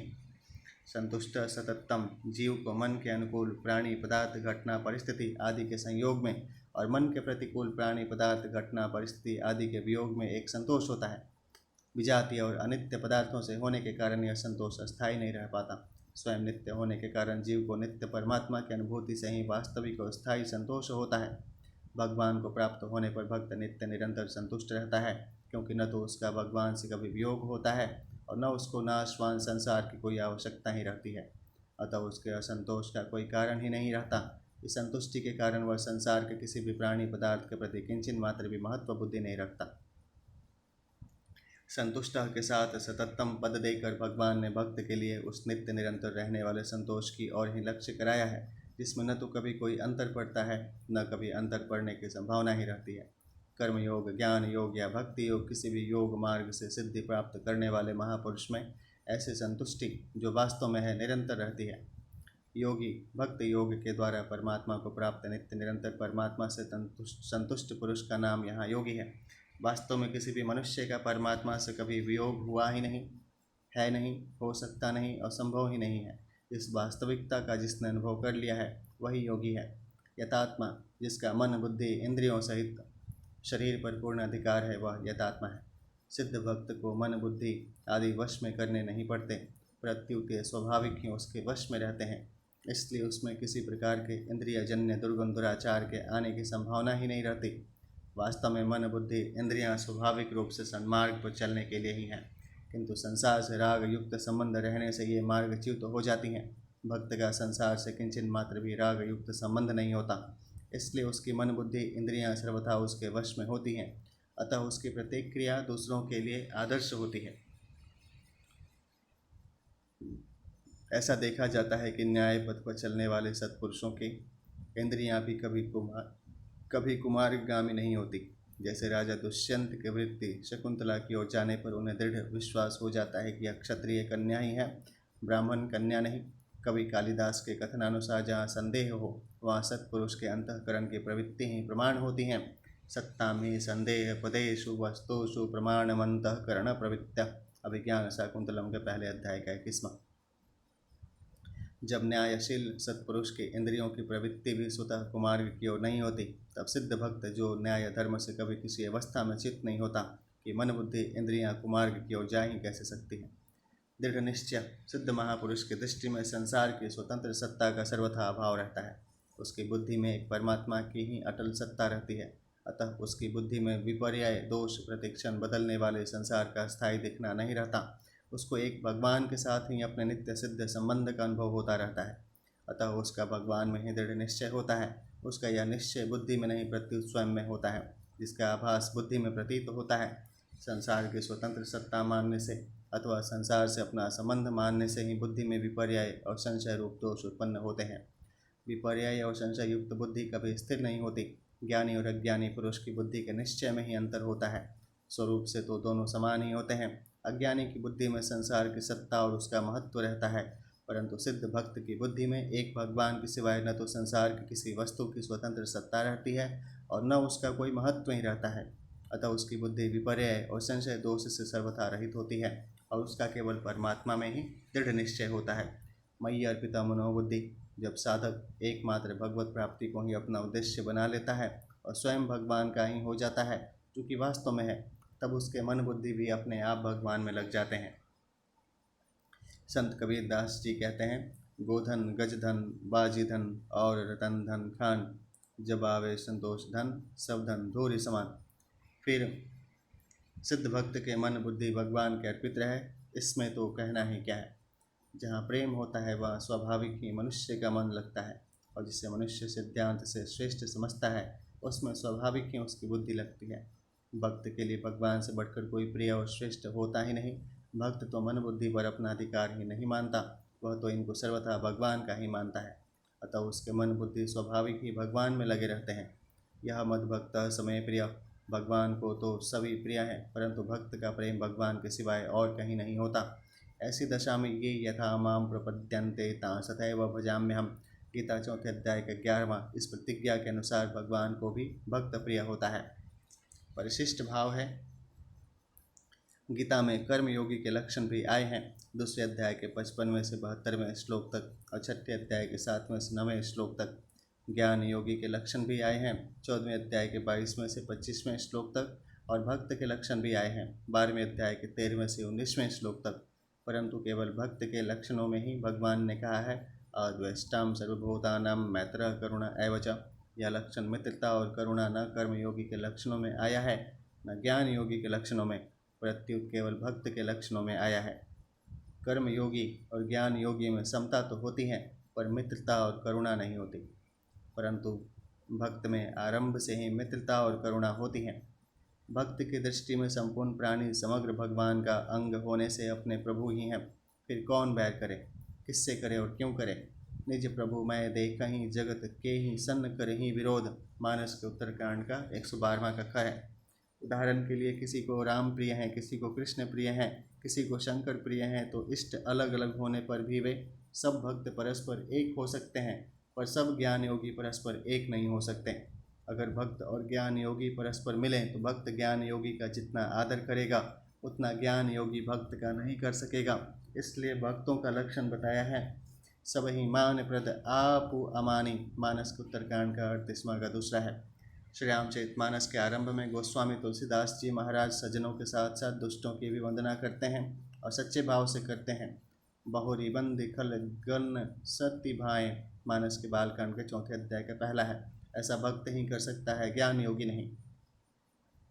यद्यपि ज्ञान योगी का किसी से कभी किंचित मात्र भी वैर नहीं होता, तथापि उसमें स्वाभाविक उदासीनता तटस्थता रहती है। विवेक मार्ग ज्ञान में वैराग्य की मुख्यता रहती है और वैराग्य रूखा होता है। इसलिए ज्ञान योगी में भीतर से कठोरता न होने पर भी वैराग्य उदासीनता के कारण बाहर से कठोरता प्रतीत होती है। सुख लेने में कठोरता रहती है, असुख देने में कोमलता रहती है। ज्ञान योगी मोक्ष का भी सुख लेता है तो उसमें कठोरता रहती है, परंतु दूसरे को सुख देने का भाव होने से भक्त में आरंभ से ही कोमलता रहती है। भक्त के मन में बैरी से भी द्वेष नहीं होता। ज्ञान योगी पिता की तरह होता है और भक्त माँ की तरह, इसलिए भक्त में करुणा ज़्यादा होती है। एवं पद देने का तात्पर्य है कि भक्त द्वेष भाव से रहित होता है, इतना ही बात नहीं है, वह मित्र भाव वाला और दयालु भी होता है। निर्ममो निरहंकार, प्रत्येक साधक के लिए निर्मम और निरहंकार होना बहुत आवश्यक है। इसलिए गीता में भगवान ने कर्म योग, ज्ञान योग और भक्ति योग, तीनों ही योग मार्गों में निर्मम और निरहंकार होने की बात कही है। कर्म योग में निर्ममो निरहंकार स शांति मधिगच्छति, दूसरे अध्याय का 71वां। ज्ञान योग में अहंकार विमुच्य निर्मम। भगवान श्री राम कहते हैं, अखिल विश्व यह मोर उपाय, सब पर मोहि बराबरी दाया, तिन मह जो परि हरि मद माया, भजय मोहि मन बच अरुकाया। पुरुष नपुंसक नारी व जीव चराचर कोई, सर्वभाव भज कपट तजी, मोहि परम प्रिय सोई। मानस के उत्तरकांड का 87वां, चौथा का 87 क है। ज्ञान योग में अहंकारम विमुच्य निर्मम शांत ब्रह्म भूयाय कल्पते, 18वें अध्याय का 53वां। और भक्ति योग में निर्ममो निरहंकार सम दुख सुख क्षमी, 12वें अध्याय का 13वां। इस विषय में एक विशेष ध्यान देने की बात है कि वास्तव में हमारा स्वरूप अहंता ममता से रहित है। अहंता मैंपन और ममता मेरापन दोनों अपने स्वरूप में मानी हुई हैं, वास्तविक नहीं है। अगर ये वास्तविक होती तो हम कभी निर्मम और निरहंकार नहीं हो सकते, और भगवान भी सबके लिए निर्मम और निरहंकार होने की बात नहीं कहते, परंतु हम निर्मम और निरहंकार हो सकते हैं, तभी भगवान ऐसा कहते हैं। कर्म योग में पहले कामना का त्याग होता है, फिर कर्मयोगी स्वतः निर्मम निरहंकार हो जाता है। गीता के दूसरे अध्याय का 71वां श्लोक। ज्ञान योग में पहले अहंकार का त्याग होता है, फिर ज्ञान योगी स्वतः निर्मम हो जाता है। गीता के 18वें अध्याय का 53वां श्लोक। भक्ति योग में भक्त अपने आप को भगवान के अर्पित कर देता है, तो भगवत कृपा से वह स्वतः निर्मम निरहंकार हो जाता है। मयि अर्पित मनोबुद्धिर्यो मद्भक्तम समय प्रिय। यहाँ मयि अर्पित मनोबुद्धि पद उस मनुष्य का वाचक है जिसने स्वयं को अपने आप को भगवान के अर्पित कर दिया है। स्वयं अर्पित होने से मन बुद्धि भी स्वतः भगवान के अर्पित हो जाते हैं। स्वयं अर्पित होने से फिर कुछ बाकी रहता ही नहीं, कारण कि स्वयं पहले है, शरीर मन बुद्धि आदि पीछे हैं, भक्त पहले है, मनुष्य पीछे है। भगवान में अर्पित होने से मन बुद्धि की स्वतंत्र सत्ता नहीं रहती, प्रत्युत केवल भगवान ही रहते हैं। भगवान का परा और अपरा दोनों प्रकृतियों के साथ समान संबंध है, और जीव परा का संबंध अपरा के साथ नहीं है, कारण कि जीव अपरा प्रकृति से उत्कृष्ट है और भगवान का अंश है, इसलिए जीव का संबंध भगवान के साथ है। मयि अर्पित मनोबुद्धि का तात्पर्य है कि जीव अपरा प्रकृति मन बुद्धि को अपना न माने, प्रत्युत भगवान को ही अपना माने। भगवान ज्ञान स्वरूप और नित्य परिपूर्ण है, अतः उनमें ज्ञान की भूख जिज्ञासा तो नहीं है, पर प्रेम की भूख प्रेम पिपासा अवश्य है। इसलिए भगवान कहते हैं कि मेरे में अर्पित मन बुद्धि वाला जो मेरा भक्त है वह मेरे को प्रिय है। ऐसे भक्त के सिवाय भगवान को प्यारा और कोई हो ही नहीं सकता।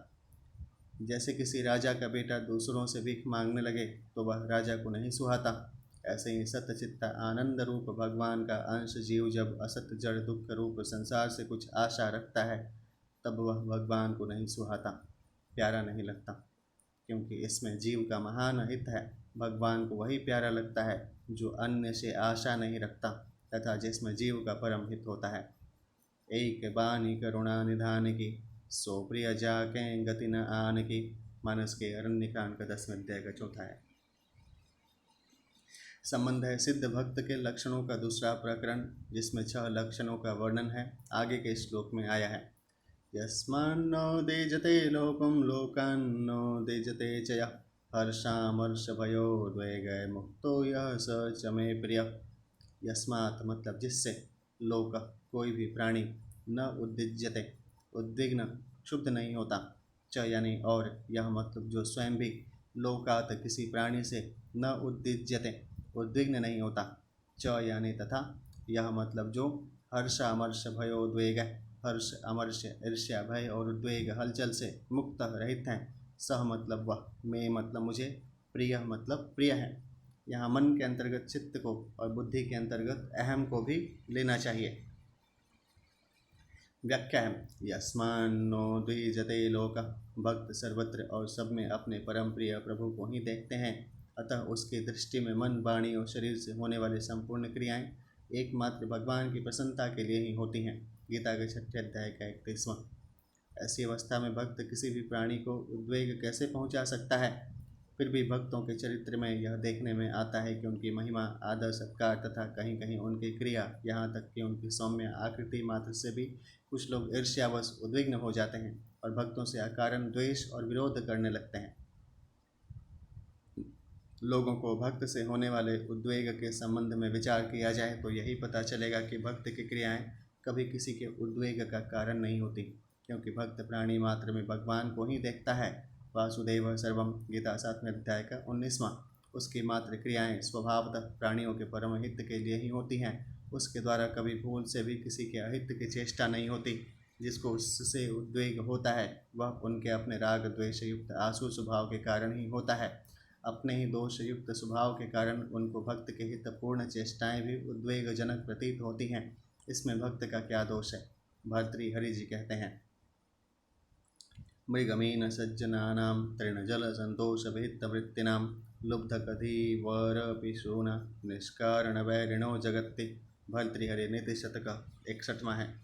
हरिण मछली असज्जन क्रमशः तृण, जल और संतोष पर अपना जीवन निर्वाह करते हैं। किसी को कुछ नहीं कहते, परंतु व्याध, मछुए और दुष्ट लोग अकारण ही इनसे बैर करते हैं।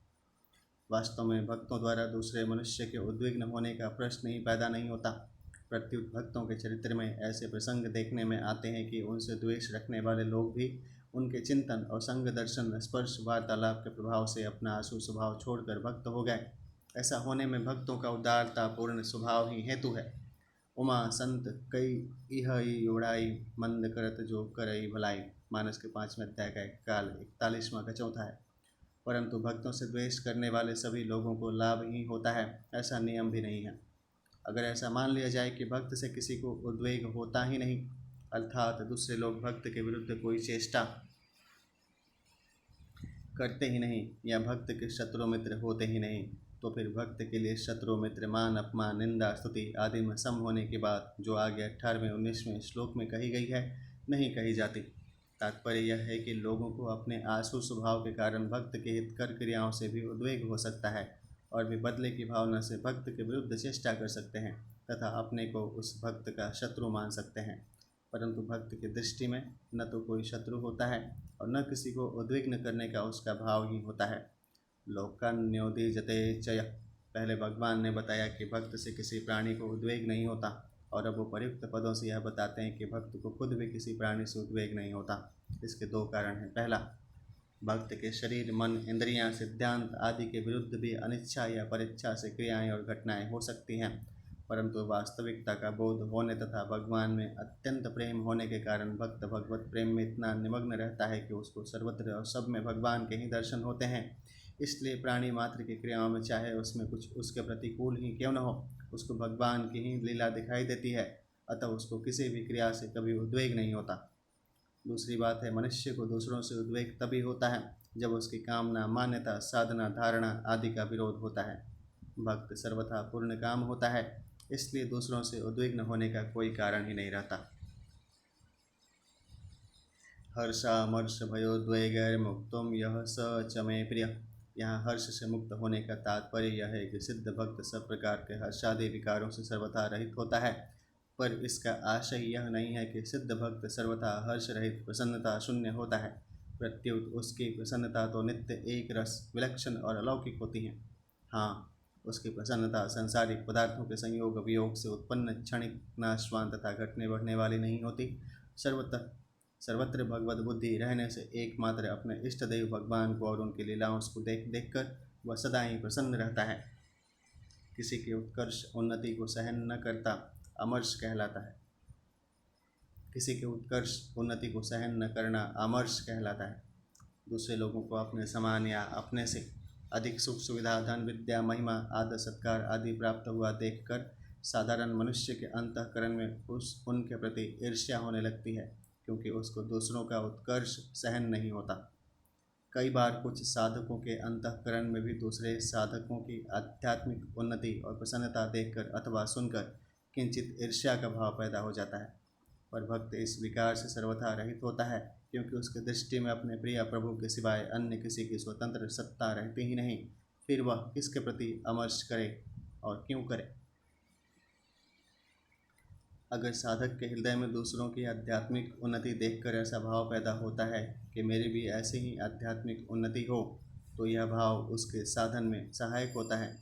परंतु अगर साधक के हृदय में ऐसा भाव पैदा हो जाए कि इसकी उन्नति क्यों हो गई, तो ऐसे दुर्भाव के कारण उसके हृदय में अमर्ष का भाव पैदा हो जाएगा, जो उसे पतन की ओर ले जाने वाला होगा। इष्ट के वियोग और अनिष्ट के संयोग की आशंका से होने वाले विकार को भय कहते हैं। भय दो कारणों से होता है। पहला, बाहरी कारणों से, जैसे सिंह, सांप, चोर, डाकू आदि से अनिष्ट होने अथवा किसी प्रकार की सांसारिक हानि पहुंचने की आशंका से होने वाला भय। और दूसरा, भीतरी कारणों से, जैसे चोरी, झूठ, कपट, व्याभिचार आदि शास्त्र विरुद्ध भावों तथा आचरणों से होने वाला भय। सबसे बड़ा भय मौत का होता है। विवेकशील कहे जाने वाले पुरुषों को भी प्रायः मौत का भय बना रहता है। साधक को भी प्रायः सत्संग, भजन, ध्यान आदि साधनों से शरीर के कृष्ण होने आदि का भय रहता है। उसको कभी कभी यह भय भी होता है कि संसार से सर्वथा वैराग्य हो जाने पर मेरे शरीर और परिवार का पालन कैसे होगा। साधारण मनुष्य को अनुकूल वस्तु की प्राप्ति में बाधा पहुंचाने वाले अपने से बलवान मनुष्य से भय होता है। ये सभी भय केवल शरीर जड़ता के आश्रय से ही पैदा होते हैं।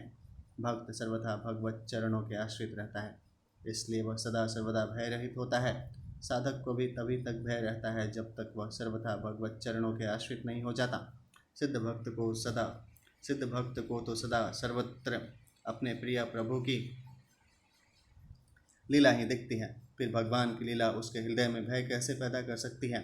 मन का एक रूप न रहकर हलचल युक्त हो जाना उद्वेग कहलाता है। इस 15वें श्लोक में उद्वेग शब्द 3 बार आया है। पहली बार उद्वेग की बात कहकर भगवान ने यह बताया कि भक्त की कोई भी क्रिया उसकी ओर से किसी मनुष्य के उद्वेग का कारण नहीं बनती। दूसरी बार उद्वेग की बात कहकर यह बताया कि दूसरे मनुष्यों की किसी भी क्रिया से भक्त के अंतःकरण में उद्वेग नहीं होता। इसके सिवाय दूसरे कई कारणों से भी मनुष्य को उद्वेग हो सकता है, जैसे बार बार कोशिश करने पर भी अपना कार्य पूरा न होना, कार्य का इच्छानुसार फल न मिलना, अनिच्छा से ऋतु परिवर्तन, भूकंप, बाढ़ आदि दुखदायी घटनाएं घटना, अपनी कामना, मान्यता, सिद्धांत अथवा साधन में विघ्न पड़ना आदि। भक्त इन सभी प्रकार के उद्वेगों से सर्वथा मुक्त होता है। यह बताने के लिए ही तीसरी बार उद्वेग की बात कही गई है। तात्पर्य यह है कि भक्त के अंतःकरण में उद्वेग नाम की कोई चीज रहती ही नहीं। उद्वेग के होने में अज्ञान जनित इच्छा और आसुर स्वभाव ही कारण है। भक्त में अज्ञान का सर्वथा अभाव होने से कोई स्वतंत्र इच्छा नहीं रहती। फिर आसुर स्वभाव तो साधना अवस्था में ही नष्ट हो जाता है। भगवान की इच्छा ही भक्त की इच्छा होती है। भक्त अपनी क्रियाओं के फल रूप में अथवा अनिच्छा से प्राप्त अनुकूल प्रतिकूल परिस्थिति में भगवान का कृपापूर्ण विधान ही देखता है और निरंतर आनंद में मग्न रहता है। अतः भक्त में उद्वेग का सर्वथा अभाव होता है। मुक्त पद का अर्थ है विकारों से सर्वथा छूटा हुआ। अंतःकरण में संसार का आदर रहने से अर्थात परमात्मा में पूर्णतया मन बुद्धि न लगने से ही हर्ष, अमर्ष, भय, उद्वेग आदि विकार उत्पन्न होते हैं। परंतु भक्त की दृष्टि में एक भगवान के सिवाय अन्य किसी की स्वतंत्र सत्ता और महत्ता न रहने से उसमें ये विकार उत्पन्न ही नहीं होते। उसमें स्वाभाविक ही सद्गुण सदाचार रहते हैं। इस श्लोक में भगवान ने भक्त पद न देकर मुक्त पद दिया है। इसका तात्पर्य यह है कि भक्त यावन मात्र दुर्गुण दुराचारों से सर्वथा रहित होता है। गुणों का अभिमान होने से दुर्गुण अपने आप आ जाते हैं। स्वर सवाही विदुषो अपि तथा रूढ़ो अभिनिवेश। पतंजल योग दर्शन 2 अध्याय का 9। अपने में किसी गुण के आने पर अभिमान रूप दुर्गुण उत्पन्न हो जाए तो उस गुण को गुण कैसे माना जा सकता है? दैवी संपत्ति, सद्गुण से कभी आसुरी संपत्ति, दुर्गुण उत्पन्न नहीं हो सकती। अगर दैवी संपत्ति से आसुरी संपत्ति की उत्पत्ति होती है तो दैवी संपत्ति मोक्षाय गीता 16वें अध्याय का 5वां इन भगवत वचनों के अनुसार मनुष्य मुक्त कैसे होता? वास्तव में गुणों के अभिमान में गुण कम तथा दुर्गुण अभिमान अधिक होता है। अभिमान से दुर्गुणों की वृद्धि होती है, क्योंकि सभी दुर्गुण दुराचार अभिमान के ही आश्रित रहते हैं। भक्त को तो प्रायः इस बात की जानकारी ही नहीं होती कि मेरे में कोई गुण है। अगर उसको अपने में कभी कोई गुण दिखता भी है तो वह उसको भगवान का ही मानता है, अपना नहीं। इस प्रकार गुणों का अभिमान न होने के कारण भक्त सभी दुर्गुण दुराचारों विकारों से मुक्त होता है। भक्त को भगवान प्रिय होते हैं, इसलिए भगवान को भी भक्त प्रिय होते हैं। गीता 7वें अध्याय का 17वां श्लोक। परिशिष्ट भाव है, दूसरों को सत्ता देने से ही उद्वेग ईर्ष्या भय आदि होते हैं। भक्त की दृष्टि में एक भगवान के सिवाय दूसरी कोई सत्ता है ही नहीं, फिर वह किससे उद्वेग ईर्ष्या भय आदि करे और क्यों करे। निज प्रभु मैं देखा ही जगत के ही सन करहि विरोध। मानस के उत्तरकांड का 112वां कथा है। संबंध है कि सिद्ध भक्त के 6 लक्षण बताने वाला तीसरा प्रकरण आगे के श्लोक में आया है। अनपेक्षम सुचिर्दक्षम उदासीनो गतव्यथा सर्वारंभ परित्यागिम यो मद्भक्त समय प्रिय। यह मतलब जो अनपेक्षा अपेक्षा आवश्यकता से रहित, शुचि बाहर भीतर से पवित्र, दक्ष चतुर, उदासीन गत व्यथा से रहित और सर्वारंभ परित्यागी सभी आरंभों का अर्थात नए नए कर्मों के आरंभ का सर्वथा त्यागी है। सह मतलब वह, मद भक्ता मेरा भक्त, मैं मतलब मुझे, प्रिय मतलब प्रिय है। व्याख्या है, अनपेक्षा भक्त भगवान को ही सर्वश्रेष्ठ मानता है। उसकी दृष्टि में भगवत प्राप्ति से बढ़कर दूसरा कोई लाभ नहीं होता, अतः संसार के किसी भी वस्तु में उसका किंचित मात्र भी खिंचाव नहीं होता। इतना ही नहीं, अपने कहलाने वाले शरीर इंद्रियों मन बुद्धि में भी उसका अपनापन नहीं रहता, प्रत्युत वह उनको भी भगवान का ही मानता है जो कि वास्तव में भगवान के ही हैं। अतः उसको शरीर निर्वाह की भी चिंता नहीं होती, फिर वह और किस बात की अपेक्षा करे, अर्थात फिर उसे किसी भी वस्तु की इच्छा वासना स्पृहा नहीं रहती। भक्त पर चाहे कितनी ही बड़ी आपत्ति आ जाए, आपत्ति का ज्ञान होने पर भी उसके चित्त पर प्रतिकूल प्रभाव नहीं होता। भयंकर से भयंकर परिस्थिति में भी वह भगवान की लीला का अनुभव करके मस्त रहता है, इसलिए वह किसी प्रकार की अनुकूलता की कामना नहीं करता। नाशवान पदार्थ तो रहते नहीं, उनका वियोग अवश्यंभावी है और अविनाशी परमात्मा से कभी वियोग होता ही नहीं। इस वास्तविकता को जानने के कारण भक्त में स्वाभाविक ही नाशवान पदार्थों की इच्छा पैदा नहीं होती। यह बात खास ध्यान देने की है कि केवल इच्छा करने से शरीर निर्वाह के पदार्थ मिलते हों तथा इच्छा न करने से न मिलते हों, ऐसा कोई नियम नहीं है।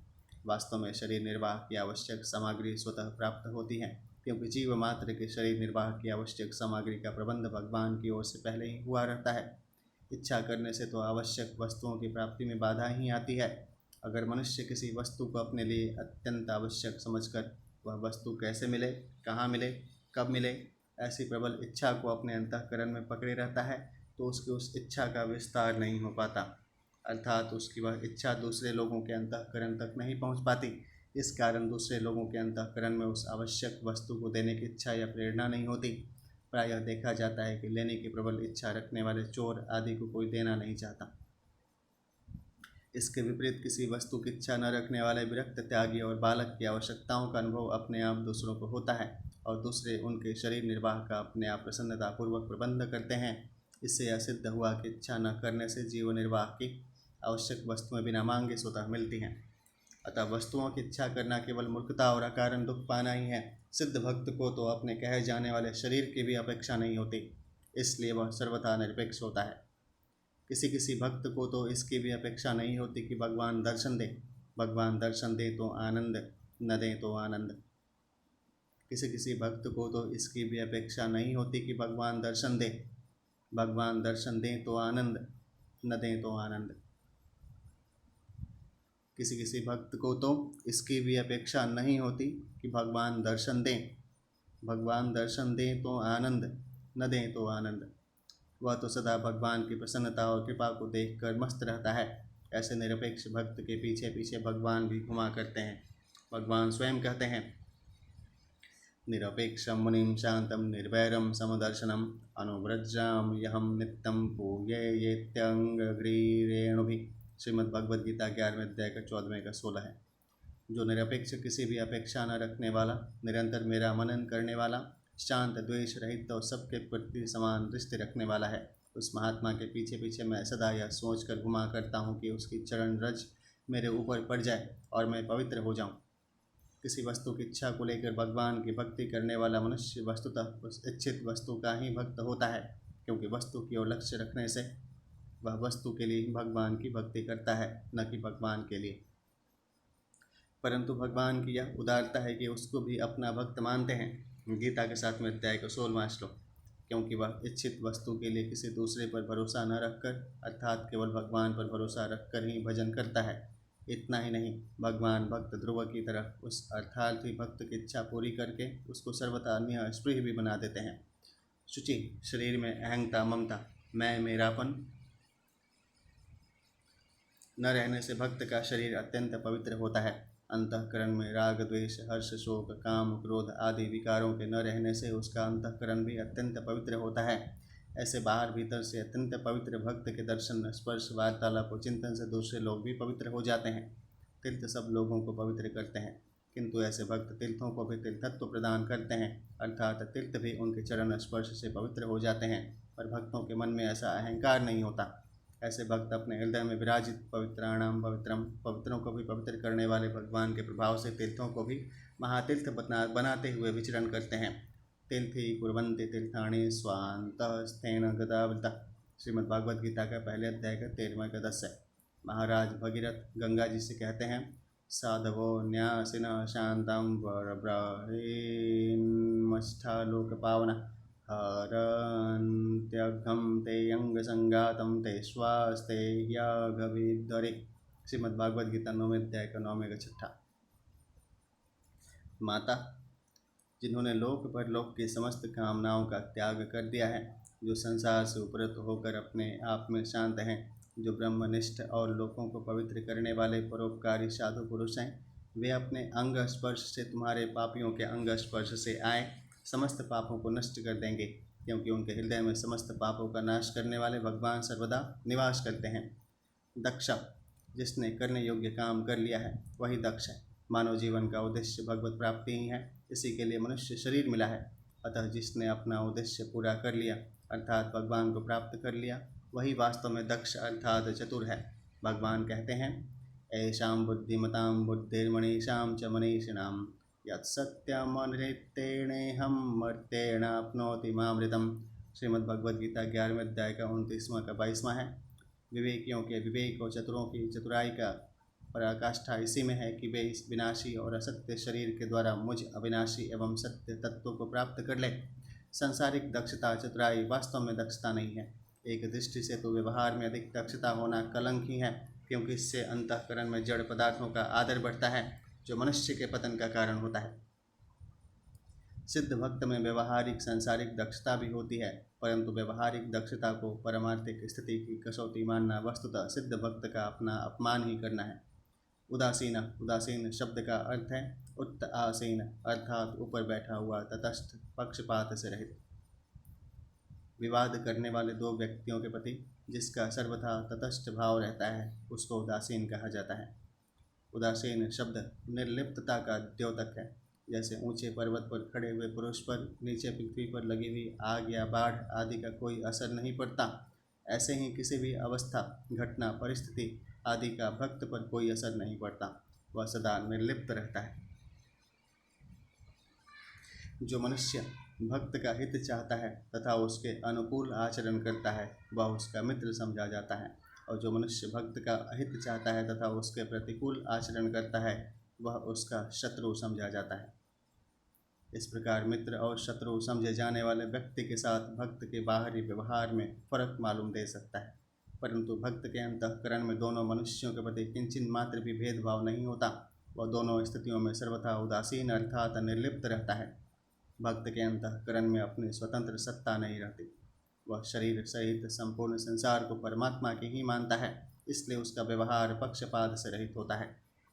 गत व्यथा, कुछ मिले या न मिले, कुछ भी आए या चला जाए, जिसके चित्त में दुख, चिंता, शोक रूप हलचल कभी होता ही नहीं, उस भक्त को यहाँ गत व्यथा कहा गया है। यहाँ व्यथा शब्द केवल दुख का वाचक नहीं है। अनुकूलता की प्राप्ति होने पर चित्त में प्रसन्नता तथा प्रतिकूलता की प्राप्ति होने पर चित्त में खिन्नता की जो हलचल होती है वह भी व्यथा ही है। अतः अनुकूलता तथा प्रतिकूलता से अंतःकरण में होने वाले राग, द्वेष, हर्ष, शोक आदि विकारों के सर्वथा अभाव को ही यहाँ गत व्यथा पद से कहा गया है। सर्वारंभ परित्यागी, भोग और संग्रह के उद्देश्य से नए नए कर्म करने को आरंभ कहते हैं। जैसे सुख भोग के उद्देश्य से घर में नई नई चीज़ें इकट्ठी करना, वस्त्र खरीदना, रुपए बढ़ाने के उद्देश्य से नई नई दुकानें खोलना, नया व्यापार शुरू करना आदि। भक्त भोग और संग्रह के लिए किए जाने वाले मात्र कर्मों का सर्वथा त्यागी होता है। जिसका उद्देश्य संसार का है और जो वर्ण आश्रम विद्या बुद्धि योग्यता पद अधिकार आदि को लेकर अपने में विशेषता देखता है वह भक्त नहीं होता। भक्त भगवान निष्ठ होता है, अतः उसके कहलाने वाले शरीर इंद्रियां मन बुद्धि क्रिया फल आदि सब भगवान के अर्पित होते हैं। वास्तव में इन शरीर आदि के मालिक भगवान ही हैं। प्रकृति और प्रकृति का कार्य मात्र भगवान का है, अतः भक्त एक भगवान के सिवाय किसी को भी अपना नहीं मानता। वह अपने लिए कभी कुछ नहीं करता। उसके द्वारा होने वाले मात्र कर्म भगवान की प्रसन्नता के लिए ही होते हैं। धन संपत्ति सुख आराम मान बढ़ाई आदि के लिए किए जाने वाले कर्म उसके द्वारा कभी होते ही नहीं। जिसके भीतर परमात्मा तत्व की प्राप्ति का ही सच्ची लगन लगी है वह साधक चाहे किसी भी मार्ग का क्यों न हो, भोग भोगने और संग्रह करने के उद्देश्य से वह कभी कोई नया कर्म आरंभ नहीं करता। यो मद्भक्त समय प्रिय, भगवान में स्वाभाविक ही इतना महान आकर्षण है कि भक्त स्वतः उनकी ओर खींच जाता है, उनका प्रेमी हो जाता है। आत्मा रामाश्च मुनयो निर्ग्रंथा आप्युरुक्रमे कुर्वन्त है तु किं भक्तिमित्थं भूतगुणो हरि। श्रीमद्भगवद्गीता पहले अध्याय का 7वां का 10। ज्ञान के द्वारा जिनके चित्त जड़ ग्रंथि कट गई है, ऐसे आत्मा राम मुनिगण भी भगवान के हेतु रहित निष्काम भक्ति किया करते हैं, क्योंकि भगवान के गुण ही ऐसे हैं कि वे प्राणियों को अपनी ओर खींच लेते हैं। यहाँ प्रश्न हो सकता है कि अगर भगवान में इतना महान आकर्षण है तो सभी मनुष्य भगवान की ओर क्यों नहीं खींच जाते, उनके प्रेमी क्यों नहीं हो जाते। वास्तव में देखा जाए तो जीव भगवान का ही अंश है, अतः उसका भगवान की ओर स्वतः स्वाभाविक आकर्षण होता है। अनारंभ अनिकेत अमानी अनघ अरोष दक्ष विज्ञानी मानस के 7वें अध्याय का 46वां का 3 है। परंतु जो भगवान वास्तव में अपने हैं उनको तो मनुष्य ने अपना नहीं माना, और जो मन बुद्धि इंद्रियां शरीर कुटुंब आदि अपने नहीं हैं उनको उसने अपना मान लिया। इसलिए वह शारीरिक निर्वाह और सुख की कामना से सांसारिक भोगों की ओर आकृष्ट हो गया तथा अपने अंश ही भगवान से दूर अभिमुख हो गया। फिर भी उसकी यह दूरी वास्तविक नहीं माननी चाहिए, कारण कि नाशवान भोगों की ओर आकृष्ट होने से उसकी भगवान से दूरी दिखाई तो देती है, पर वास्तव में दूरी है नहीं, क्योंकि उन भोगों में भी तो सर्वव्यापी भगवान परिपूर्ण है। परंतु इंद्रियों के विषयों में अर्थात भोगों में ही आसक्ति होने के कारण उसको उनमें छिपे भगवान दिखाई नहीं देते। जब इन नाशवान भोगों की ओर उसका आकर्षण नहीं रहता तब वह स्वतः ही भगवान की ओर खींच जाता है। संसार में किंचन मात्र भी आसक्ति न रहने से भक्त का एकमात्र भगवान में स्वतः प्रेम होता है। ऐसे अनन्य प्रेमी भक्त को भगवान मद्भक्त कहते हैं। जिस भक्त का भगवान में अनन्य प्रेम है वह भगवान को प्रिय होता है। परिशिष्ट भाव है अनपेक्षा। अमुक वस्तु आदि न हो तो काम कैसे चलेगा, यह अपेक्षा भक्त में नहीं होती। भक्त की दृष्टि में सब कुछ भगवान ही भगवान है, फिर वह किसकी अपेक्षा रखे। शुचि भक्त का दर्शन स्पर्श भाषण दूसरों को शुद्ध करने वाला होता है। उसके शरीर का स्पर्श करने वाली हवा भी शुद्ध होती हैं। यद्यपि ऐसी शुद्धि ज्ञान योगी महापुरुषों में भी होती है, तथापि भक्त में शुरू से ही सबकी हितैषिता मैत्र करुणा एवं विशेष रूप से रहने के कारण उसमें विशेष शुद्धि होती है। दक्ष भक्त ने करने योग्य काम कर लिया, अर्थात वह कृतकृत्य ज्ञात ज्ञातव्य और प्राप्त प्राप्तव्य हो गया, इसलिए वह दक्ष है। सर्वारंभ परित्यागी, यह पद 14वें अध्याय के 25वें श्लोक में गुणातीत महापुरुष के लिए भी आया है। सर्वारंभ परित्यागी गुणातीतः स उच्यते। गुणातीत महापुरुष में कर्तृत्व न होने से वह सर्वारंभ परित्यागी होता है, और भक्त में स्वार्थ तथा अभिमान न होने से वह सर्वारंभ परित्यागी होता है। भक्त को अपने लिए कुछ करना शेष है ही नहीं, फिर वह आरंभ क्या करे।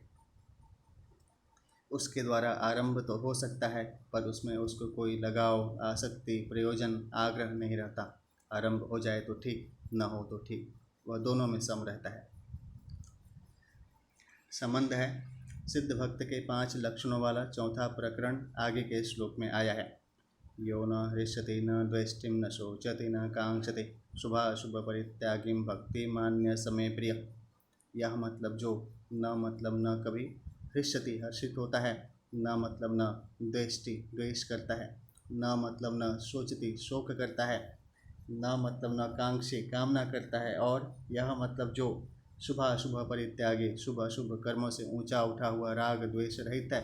सह मतलब वह भक्तिमान मनुष्य, में मतलब मुझे, प्रिय मतलब प्रिय है।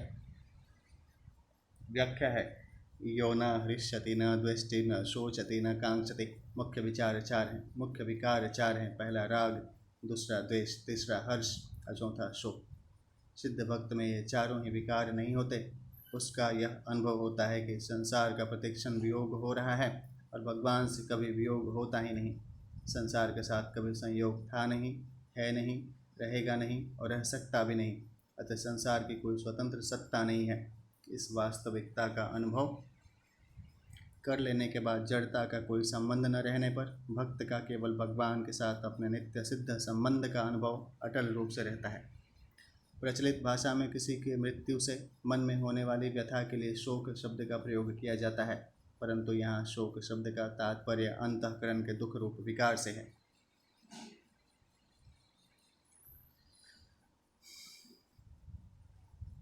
इस कारण उसका अंतःकरण राग द्वेष आदि विकारों से सर्वथा मुक्त होता है। भगवान का साक्षात्कार होने पर ये विकार सर्वथा मिट जाते हैं। साधनावस्था में भी साधक ज्यों ज्यों साधन में आगे बढ़ता है त्यों ही त्यों उसमें राग द्वेष आदि कम होते चले जाते हैं। जो कम होने वाला होता है वह मिटने वाला भी होता है। अतः जब साधनावस्था में ही विकार कम होने लगते हैं तब सहज ही यह अनुमान लगाया जा सकता है कि सिद्धावस्था में भक्त में ये विकार नहीं रहते, पूर्णतया मिट जाते हैं। हर्ष और शोक दोनों राग द्वेष के ही परिणाम हैं। जिसके प्रति राग होता है उसके संयोग से, और जिसके प्रति द्वेष होता है उसके वियोग से हर्ष होता है। इसके विपरीत जिसके प्रति राग होता है उसके वियोग या वियोग की आशंका से, और जिसके प्रति द्वेष होता है उसके संयोग या संयोग की आशंका से शोक होता है। सिद्ध भक्त में राग द्वेष का अत्यंत अभाव होने से स्वतः एक साम्य अवस्था निरंतर रहती है, इसलिए वह विकारों से सर्वथा रहित होता है। जैसे रात्रि के समय अंधकार में दीपक जलाने की कामना होती है, दीपक जलाने से हर्ष होता है, दीपक बुझाने वाले के प्रति द्वेष या क्रोध होता है, और पुनः दीपक कैसे जले ऐसी चिंता होती है। रात्रि होने से चारों बातें होती हैं, परंतु मध्याह्न का सूर्य तपता हो तो दीपक जलाने की कामना नहीं होती, दीपक जलाने से हर्ष नहीं होता, दीपक बुझाने वाले के प्रति द्वेष या क्रोध नहीं होता, और अंधेरा न होने से प्रकाश के अभाव की चिंता भी नहीं होती। इसी प्रकार भगवान से विमुख और संसार के सम्मुख होने से शरीर निर्वाह और सुख के लिए अनुकूल पदार्थ, परिस्थिति आदि के मिलने की कामना होती है। इनके मिलने पर हर्ष होता है, इनकी प्राप्ति में बाधा पहुंचाने वाले के प्रति द्वेष या क्रोध होता है, और इनके न मिलने पर कैसे मिलें ऐसी चिंता होती है। परंतु जिसको मध्याह्न के सूर्य की तरह भगवत प्राप्ति हो गई है उसमें यह विकार कभी नहीं रहते, वह पूर्ण काम हो जाता है, अतः उसको संसार की कोई आवश्यकता नहीं रहती। शुभाशुभ परित्यागी, ममता आसक्ति और फलेच्छा से रहित होकर ही शुभ कर्म करने के कारण भक्त के कर्म अकर्म हो जाते हैं, इसलिए भक्त को शुभ कर्मों का भी त्यागी कहा गया है। राग द्वेष का सर्वथा अभाव होने के कारण उससे अशुभ कर्म होते ही नहीं। अशुभ कर्मों के होने में कामना ममता आसक्ति ही प्रधान कारण है, और भक्त में इनका सर्वथा अभाव होता है, इसलिए उसको अशुभ कर्मों का भी त्यागी कहा गया है। भक्त शुभ कर्मों से तो राग नहीं करता और अशुभ कर्मों से द्वेष नहीं करता, उसके द्वारा स्वाभाविक शास्त्र विहित शुभ कर्मों का आचरण और अशुभ निषिद्ध एवं काम्य कर्मों का त्याग होता है, राग द्वेष पूर्वक नहीं। राग द्वेष का सर्वथा त्याग करने वाला ही सच्चा त्यागी है। मनुष्य को कर्म नहीं बांधते, प्रत्युत कर्मों में राग द्वेष ही बांधते हैं। भक्त के संपूर्ण कर्म राग द्वेष रहित होते हैं, इसलिए वह शुभाशुभ संपूर्ण कर्मों का परित्यागी है। शुभाशुभ परित्यागी पद का अर्थ शुभ और अशुभ कर्मों के फल का त्यागी भी लिया जा सकता है, परंतु इसी श्लोक के पूर्वार्ध में आए न हृष्यति न द्वेष्टि न शोचति न कांक्षति पदों का संबंध भी शुभ अनुकूल और अशुभ प्रतिकूल कर्म फल के त्याग से ही है। अतः यहाँ शुभाशुभ परित्यागी पद का अर्थ शुभाशुभ कर्म फल का त्यागी मानने से पुनरुक्ति दोष आता है, इसलिए इस पद का अर्थ शुभ एवं अशुभ कर्मों में राग द्वेष का त्यागी ही मानना चाहिए। भक्ति मान्य समय प्रिय, भक्त की भगवान में अत्यधिक प्रियता रहती है, उसके द्वारा स्वतः स्वाभाविक भगवान का चिंतन स्मरण भजन होता रहता है, ऐसे भक्त को यहाँ भक्तिमान कहा गया है। भक्त का भगवान में अनन्य प्रेम होता है, इसलिए वह भगवान को प्रिय होता है। परिशिष्ट भाव है हृष्यति और शोक शोचति, राग कांक्षति और द्वेष दृष्टि, ये द्वंद्व है। भक्त में कोई द्वंद्व नहीं रहता, वह निर्द्वंद हो जाता है। नारद भक्ति सूत्र में भी आया है, यत् प्राप्यम न किंचित् वाक्षति न शोचति न द्वेष्टिम न रमते नोत्साही भवति। जिस भक्ति के प्राप्त होने पर भक्त न तो किसी वस्तु की इच्छा करता है, न शोक करता है, न द्वेष करता है, न किसी वस्तु में आसक्त होता है और न उसे किसी वस्तु की प्राप्ति में उत्साह हर्ष होता है। संबंध है अब आगे के 2 श्लोकों में सिद्ध भक्त के 10 लक्षणों वाला 5वां और अंतिम प्रकरण कहते हैं। समः शत्रौ च मित्रे च तथा मानापमानयो शीतोष्ण सुख दुःखेषु समः संग विवर्जितः तुल्यनिन्दास्तुतिर्मौनिं संतुष्टो येन केनचित् अनिकेत स्थिरमतिर्भक्तिमान् मे प्रियो नरः।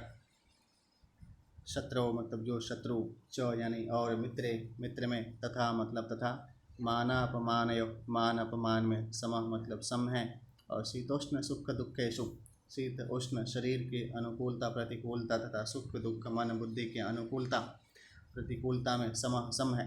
च मतलब एवं, संग विवर्जिता आसक्ति रहित है, और तुल्य निंदा स्तुति जो निंदा स्तुति को समान समझने वाला, मौनी मननशील, यह मतलब जिसके न चित्त किसी प्रकार से भी शरीर का निर्वाह होने न होने में संतुष्ट, अनिकेत रहने के स्थान तथा शरीर में ममता आसक्ति से रहित और स्थिरमति स्थिर बुद्धि वाला है। भक्तिमान वह भक्तिमान, नरह मतलब मनुष्य, में मतलब मुझे, प्रिय मतलब प्रिय है। व्याख्या है समः शत्रु च मित्रे च। यहाँ भगवान ने भक्त में व्यक्तियों के प्रति होने वाली समता का वर्णन किया है। सर्वत्र भगवत बुद्धि होने तथा राग द्वेष से रहित होने के कारण सिद्ध भक्त का किसी के प्रति भी शत्रु मित्र का भाव नहीं रहता।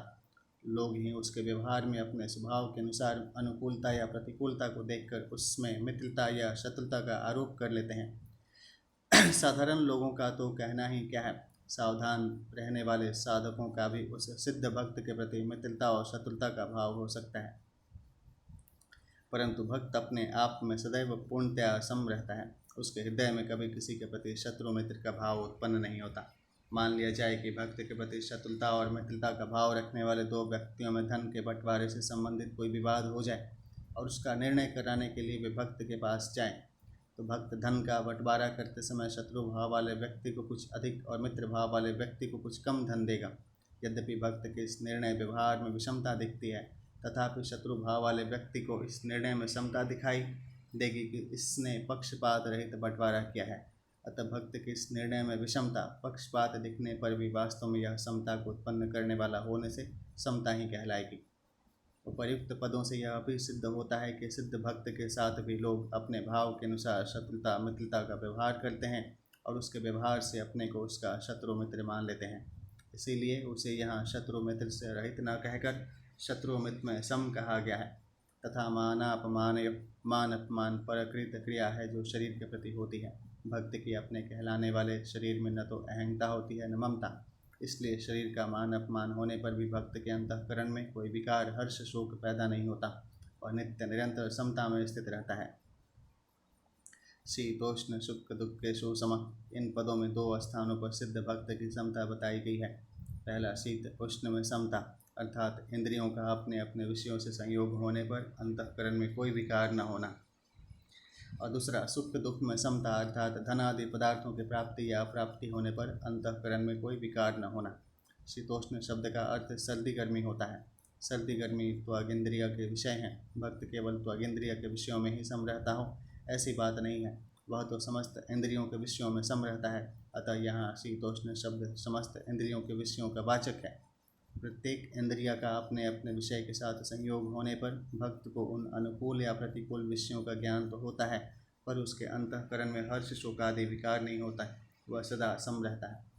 साधारण मनुष्य धन आदि अनुकूल पदार्थों की प्राप्ति में सुख तथा प्रतिकूल पदार्थों की प्राप्ति में दुख का अनुभव करते हैं, परंतु उन्हीं पदार्थों के प्राप्त होने अथवा न होने पर सिद्ध भक्त के अंतःकरण में कभी किंचिन मात्र भी राग द्वेष हर्ष शोक आदि विकार नहीं होते और प्रत्येक परिस्थिति में सम रहता है। सुख दुख में सम रहने तथा सुख दुख से रहित होने दोनों का गीता में एक ही अर्थ में प्रयोग हुआ है। सुख दुख की परिस्थिति अवश्यंभावी है, अतः उससे रहित होना संभव नहीं है। इसलिए भक्त अनुकूल तथा प्रतिकूल परिस्थितियों में सम रहता है। हाँ, अनुकूल तथा प्रतिकूल परिस्थितियों को लेकर अंतःकरण में जो हर्ष शोक होते हैं उनसे रहित हुआ जा सकता है। इस दृष्टि से गीता में जहाँ सुख दुख में सम होने की बात आई है, वहाँ सुख दुख की परिस्थिति में सम समझना चाहिए, और जहाँ सुख दुख से रहित होने की बात आई है वहाँ अनुकूल तथा प्रतिकूल परिस्थिति की प्राप्ति से होने वाले हर्ष शोक से रहित समझना चाहिए।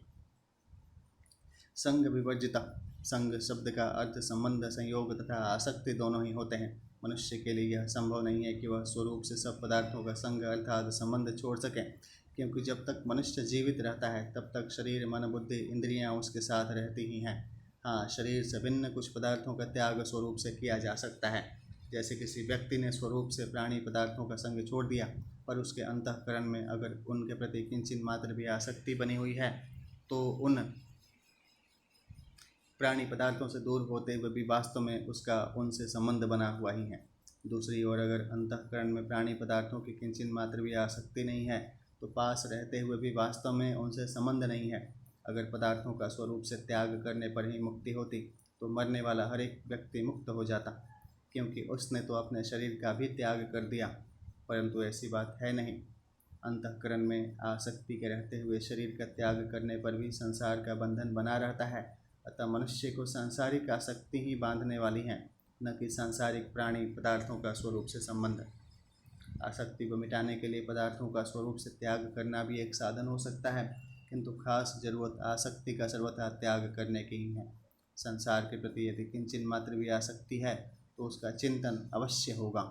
इस कारण वह आसक्ति साधक को क्रमशः कामना, क्रोध, मूढ़ता आदि को प्राप्त कराती हुई उसे पतन के गर्त में गिराने का हेतु बन सकती है। गीता के दूसरे अध्याय का 62वां-63वां श्लोक। भगवान ने दूसरे अध्याय के 59वें श्लोक में परम दृष्ट्वाम निवर्तते पदों से भगवत प्राप्ति के बाद आसक्ति की सर्वथा निवृत्ति की बात कही है। भगवत प्राप्ति से पहले भी आसक्ति की निवृत्ति हो सकती है, पर भगवत प्राप्ति के बाद तो आसक्ति सर्वथा निवृत्ति हो ही जाती है। भगवत प्राप्त महापुरुषों में आसक्ति का सर्वथा अभाव होता ही है, परंतु भगवत प्राप्ति से पूर्व साधनावस्था में आसक्ति का सर्वथा अभाव होता ही नहीं, ऐसा नियम नहीं है। साधनावस्था में भी आसक्ति का सर्वथा अभाव होकर साधक को तत्काल भगवत प्राप्ति हो सकती है। गीता के 5वें अध्याय का 21वां और 16वें अध्याय का 22वां श्लोक। आसक्ति न तो परमात्मा के अंश शुद्ध चेतन में रहती है और न जड़ प्रकृति में ही, वह जड़ और चेतन के संबंध रूप मैंपन की मान्यता में रहती है। वही आसक्ति बुद्धि, मन, इंद्रियों और विषयों पदार्थों में प्रतीत होती हैं। अगर साधक के मैंपन की मान्यता में रहने वाली आसक्ति मिट जाए तो दूसरी जगह प्रतीत होने वाली आसक्ति स्वतः मिट जाएगी। आसक्ति का कारण अविवेक है। अपने विवेक को पूर्णतया महत्व न देने से साधक में आसक्ति रहती है। भक्त में अविवेक नहीं रहता, इसलिए वह आसक्ति से सर्वथा रहित होता है। अपने अंशी भगवान से विमुख होकर भूल से संसार को अपना मान लेने से संसार में राग हो जाता है, और राग होने से संसार में आसक्ति हो जाती है। संसार से माना हुआ अपनापन सर्वथा मिट जाने से बुद्धि सम हो जाती है। बुद्धि के सम होने पर स्वयं आसक्ति रहित हो जाता है। मार्मिक बात है। वास्तव में जीव मात्र की भगवान के प्रति स्वाभाविक अनुरक्ति प्रेम है। जब तक संसार के साथ भूल से माना हुआ अपनेपन का संबंध है तब तक वह अनुरक्ति प्रकट नहीं होती, प्रत्युत संसार में आसक्ति के रूप में प्रतीत होती है। संसार की आसक्ति रहते हुए भी वस्तुतः भगवान की अनुरक्ति मिटती नहीं। अनुरक्ति के प्रकट होते ही आसक्ति सूर्य का उदय होने पर अंधकार की तरफ सर्वथा निवृत्त हो जाती हैं। ज्यों ज्यों संसार से विरक्ति होती है त्यों ही त्यों भगवान में अनुरक्ति प्रकट होती है। यह नियम है कि आसक्ति को समाप्त करके विरक्ति स्वयं भी उसी प्रकार शांत हो जाती है जिस प्रकार लकड़ी को जलाकर अग्नि। इस प्रकार आसक्ति और विरक्ति के न रहने पर स्वतः स्वाभाविक अनुरक्ति भगवत प्रेम का स्तोत्र प्रवाहित होने लगता है। इसके लिए किंचित मात्र भी कोई उद्योग नहीं करना पड़ता। फिर भक्त सब प्रकार से भगवान के पूर्ण समर्पित हो जाता है। उसकी संपूर्ण क्रियाएं भगवान की प्रियता के लिए ही होती हैं। उससे प्रसन्न होकर भगवान उस भक्त को अपना प्रेम प्रदान करते हैं। भक्त उस प्रेम को भी भगवान के ही प्रति लगा देता है। इससे भगवान और आनंदित होते हैं तथा पुनः उसे प्रेम प्रदान करते हैं। भक्त पुनः उसे भगवान के प्रति लगा देता है। इस प्रकार भक्त और भगवान के बीच प्रतिक्षण वर्धमान प्रेम के आदान प्रदान की लीला चलती रहती है। तुल्य निंदा स्तुति मुख्यतः नाम की होती है। यह भी प्राकृत क्रिया है। लोग अपने स्वभाव के अनुसार भक्त की निंदा या स्तुति किया करते हैं। भक्त में अपने कहलाने वाले नाम और शरीर में लेश मात्र भी अहंता और ममता नहीं होती, इसलिए निंदा स्तुति का उस पर लेश मात्र भी असर नहीं पड़ता। भक्त का न तो अपनी स्तुति या प्रशंसा करने वाले के प्रति राग होता है और न निंदा करने वाले के प्रति द्वेष ही होता है। उसके दोनों में ही समबुद्धि रहती है। साधारण मनुष्यों के भीतर अपनी प्रशंसा की कामना रहा करती है, इसलिए वे अपनी निंदा सुनकर दुख का और स्तुति सुनकर सुख का अनुभव करते हैं। इसके विपरीत अपनी प्रशंसा न चाहने वाले साधक पुरुष निंदा सुनकर सावधान होते हैं और स्तुति सुनकर लज्जित होते हैं, परंतु नाम में किंचित मात्र भी अपनापन न होने के कारण सिद्ध भक्त इन दोनों भावों से रहित होता है, अर्थात निंदा स्तुति में सम होता है। हाँ, वह भी कभी कभी लोक संग्रह के लिए साधक की तरह निंदा में सावधान तथा स्तुति में लज्जित होने का व्यवहार कर सकता है। भक्त की सर्वत्र भगवत बुद्धि होने के कारण भी उसका निंदा स्तुति करने वालों में भेदभाव नहीं होता। ऐसा भेदभाव न रहने से ही यह प्रतीत होता है कि वह निंदा स्तुति में सम है। भक्त के द्वारा शुभ कर्म तो हो ही नहीं सकते, और शुभ कर्मों के होने में वह केवल भगवान को हेतु मानता है। फिर भी उसकी कोई निंदा या स्तुति करे तो उसके चित्त में कोई विकार पैदा नहीं होता। मौनी सिद्ध भक्त के द्वारा स्वतः स्वाभाविक भगवत स्वरूप का मनन होता रहता है, इसलिए उसको मौनी अर्थात मननशील कहा गया है। अंतःकरण में आने वाली प्रत्येक वृत्ति में उसको वासुदेव सर्वम गीता के 7वें अध्याय का 19वां सब कुछ भगवान ही है यह दिखता है, इसलिए उसके द्वारा निरंतर ही भगवान का मनन होता है। यहाँ मौनी पद का अर्थ वाणी का मौन रखने वाला नहीं माना जा सकता, क्योंकि ऐसा मानने से वाणी के द्वारा भक्ति का प्रचार करने वाले भक्त पुरुष भी भक्त नहीं हो कहलाएंगे। इसके सिवाय अगर वाणी का मौन रखने मात्र से भक्त होना संभव होता तो भक्त होना बहुत ही आसान हो जाता और ऐसे भक्त असंख्य बन जाते, किंतु संसार में भक्तों की संख्या अधिक देखने में नहीं आती। इसके सिवाय आसुर स्वभाव वाला दम्भी व्यक्ति भी हठपूर्वक वाणी का मौन रख सकता है, परंतु यहाँ भगवत प्राप्त सिद्ध भक्त के लक्षण बताए जा रहे हैं, इसलिए यहाँ मौनी पद का अर्थ भगवत स्वरूप का मनन करने वाला ही मानना युक्ति संगत है। संतुष्टो येन केन चित्तम, दूसरे लोगों को भक्त संतुष्टो येन केन चित्त अर्थात प्रारब्धानुसार शरीर निर्वाह के लिए जो कुछ मिल जाए उसी में संतुष्ट दिखता है, परंतु वास्तव में भक्त की संतुष्टि का कारण कोई सांसारिक पदार्थ परिस्थिति आदि नहीं होती। एकमात्र भगवान में ही प्रेम होने के कारण वह नित्य निरंतर भगवान में ही संतुष्ट रहता है। इस संतुष्टि के कारण वह संसार की प्रत्येक अनुकूल प्रतिकूल परिस्थिति में सम रहता है, क्योंकि उसके अनुभव में प्रत्येक अनुकूल या प्रतिकूल परिस्थिति भगवान के मंगलमय विधान से ही आती है। इस प्रकार प्रत्येक परिस्थिति में नित्य निरंतर संतुष्ट रहने के कारण उसे संतुष्टो येन केन चित्त कहा गया है। अनिकेत, जिनका कोई निकेत अर्थात वास स्थान नहीं है वे ही अनिकेत हों ऐसी बात नहीं है। चाहे गृहस्थ हो या साधु सन्यासी, जिनकी अपने के रहने के स्थान में ममता आसक्ति नहीं है वे सभी अनिकेत हैं। भक्त का रहने के स्थान में और शरीर स्थूल सूक्ष्म और कारण शरीर में लेश मात्र भी अपनापन एवं आसक्ति नहीं होती, इसलिए उसको अनिकेत कहा गया है। स्थिरमति, भक्त की बुद्धि में भगवत तत्व की सत्ता और स्वरूप के विषय में कोई संशय अर्थात विपर्य विपरीत ज्ञान नहीं होता, अतः उसकी बुद्धि भगवत तत्व के ज्ञान से कभी किसी अवस्था में विचलित नहीं होती, इसलिए उसको स्थिरमति कहा गया है। भगवत तत्व को जानने के लिए उसको कभी किसी प्रमाण या शास्त्र विचार स्वाध्याय आदि की जरूरत नहीं रहती, क्योंकि वह स्वाभाविक रूप से भगवत तत्व में तल्लीन रहता है। स्थिर बुद्धि होने में कामनाएं ही बाधक होती हैं। गीता 2 अध्याय के 44वां श्लोक। अतः कामनाओं के त्याग से ही स्थिर बुद्धि होना संभव है। गीता 2 अध्याय का 55वां श्लोक। अंतःकरण में सांसारिक संयोगजन्य सुख की कामना रहने से संसार में आसक्ति हो जाती है। यह आसक्ति संसार को असत्य या मिथ्या जान लेने पर भी मिटती नहीं। जैसे सिनेमा में दृश्य दिखने वाले दृश्य प्राणी पदार्थों को मिथ्या जानते हुए भी उसमें आसक्ति हो जाती हैं, अथवा जैसे भूतकाल की बातों को याद करते समय मानसिक दृष्टि के सामने आने वाले दृश्य को मिथ्या जानते हुए भी उसमें आसक्ति हो जाती है। अतः जब तक भीतर में सांसारिक सुख की कामना है तब तक संसार को मिथ्या मानने पर भी संसार की आसक्ति नहीं मिटती। आसक्ति से संसार की स्वतंत्र सत्ता दृढ़ होती है। सांसारिक सुख की कामना मिटने पर आसक्ति स्वतः मिट जाती है। आसक्ति मिटने पर संसार की स्वतंत्र सत्ता का अभाव हो जाता है और एक भगवत तत्व में बुद्धि स्थिर हो जाती है। भक्तिमान में प्रियो नरः, भक्तिमान पदों में भक्ति शब्द के साथ नित्य योग के अर्थ में मतुप प्रत्यय है। इसका तात्पर्य यह है कि मनुष्य में स्वाभाविक रूप से भक्ति भगवत प्रेम रहती है। मनुष्य से भूल यही होती है कि वह भगवान को छोड़कर संसार की भक्ति करने लगता है, इसलिए उसे स्वाभाविक रहने वाली भगवत भक्ति का रस नहीं मिलता और उसके जीवन में निरसता रहती है। सिद्ध भक्त हरदम भक्ति रस में तल्लीन रहता है, इसलिए उसको भक्तिमान कहा गया है। ऐसा भक्तिमान मनुष्य भगवान को प्रिय होता है। नरः पद देने का तात्पर्य है कि भगवान को प्राप्त करके जिसने अपना मनुष्य जीवन सफल सार्थक कर लिया है वही वास्तव में नर मनुष्य कहलाने योग्य है। जो मनुष्य शरीर को पाकर संसारिक भोग और संग्रह में ही लगा हुआ है वह नर मनुष्य कहलाने योग्य नहीं है। इन 2 श्लोकों में भक्त के सदा सर्वदा समभाव में स्थित रहने की बात कही गई है। शत्रु मित्र मान अपमान शीत उष्ण सुख दुख और निंदा स्तुति, इन 5 द्वंद्वों में समता होने से ही साधक पूर्णतः समभाव में स्थित कहा जा सकता है। प्रकरण संबंधी विशेष बात है। भगवान ने पहले प्रकरण के अंतर्गत 13वें-14वें श्लोक में सिद्ध भक्तों के लक्षणों का वर्णन करके अंत में यो मद्भक्त समय प्रिय कहा। दूसरे प्रकरण के अंतर्गत 15वें श्लोक के अंत में यह स च मे प्रिय कहा। तीसरे प्रकरण के अंतर्गत 16वें श्लोक के अंत में यो मद्भक्त समय प्रिय कहा। चौथे प्रकरण के अंतर्गत 17वें श्लोक के अंत में भक्तिमान यह समय प्रिय कहा और अंतिम 5वें प्रकरण के अंतर्गत 18वें-19वें श्लोकों के अंत में भक्तिमान में प्रियो नर कहा।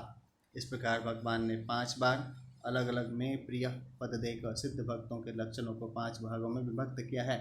इसलिए 7 श्लोकों में बताए गए सिद्ध भक्तों के लक्षणों को एक ही प्रकरण के अंतर्गत नहीं समझना चाहिए। इसका मुख्य कारण यह है कि यदि यह एक ही प्रकरण होता तो एक लक्षण को बार बार न कहकर एक ही बार कहा जाता और में प्रिय पद भी एक ही बार कहे जाते। 5 प्रकरणों के अंतर्गत सिद्ध भक्तों के लक्षणों में राग द्वेष और हर्ष शोक का अभाव बताया गया है। जिससे पहले प्रकरण में निर्ममा पद से रागत का, अद्वेष्टा पद से द्वेष का और सम दुख सुख पद से हर्ष शोक का अभाव बताया गया है। दूसरे प्रकरण में हर्षामर्ष भयोद्वेग पद से राग द्वेष और हर्ष शोक का अभाव बताया गया है। तीसरे प्रकरण में अनपेक्षा पद से राग का, उदासीना पद से द्वेष का और गत व्यथा पद से हर्ष शोक का अभाव बताया गया है।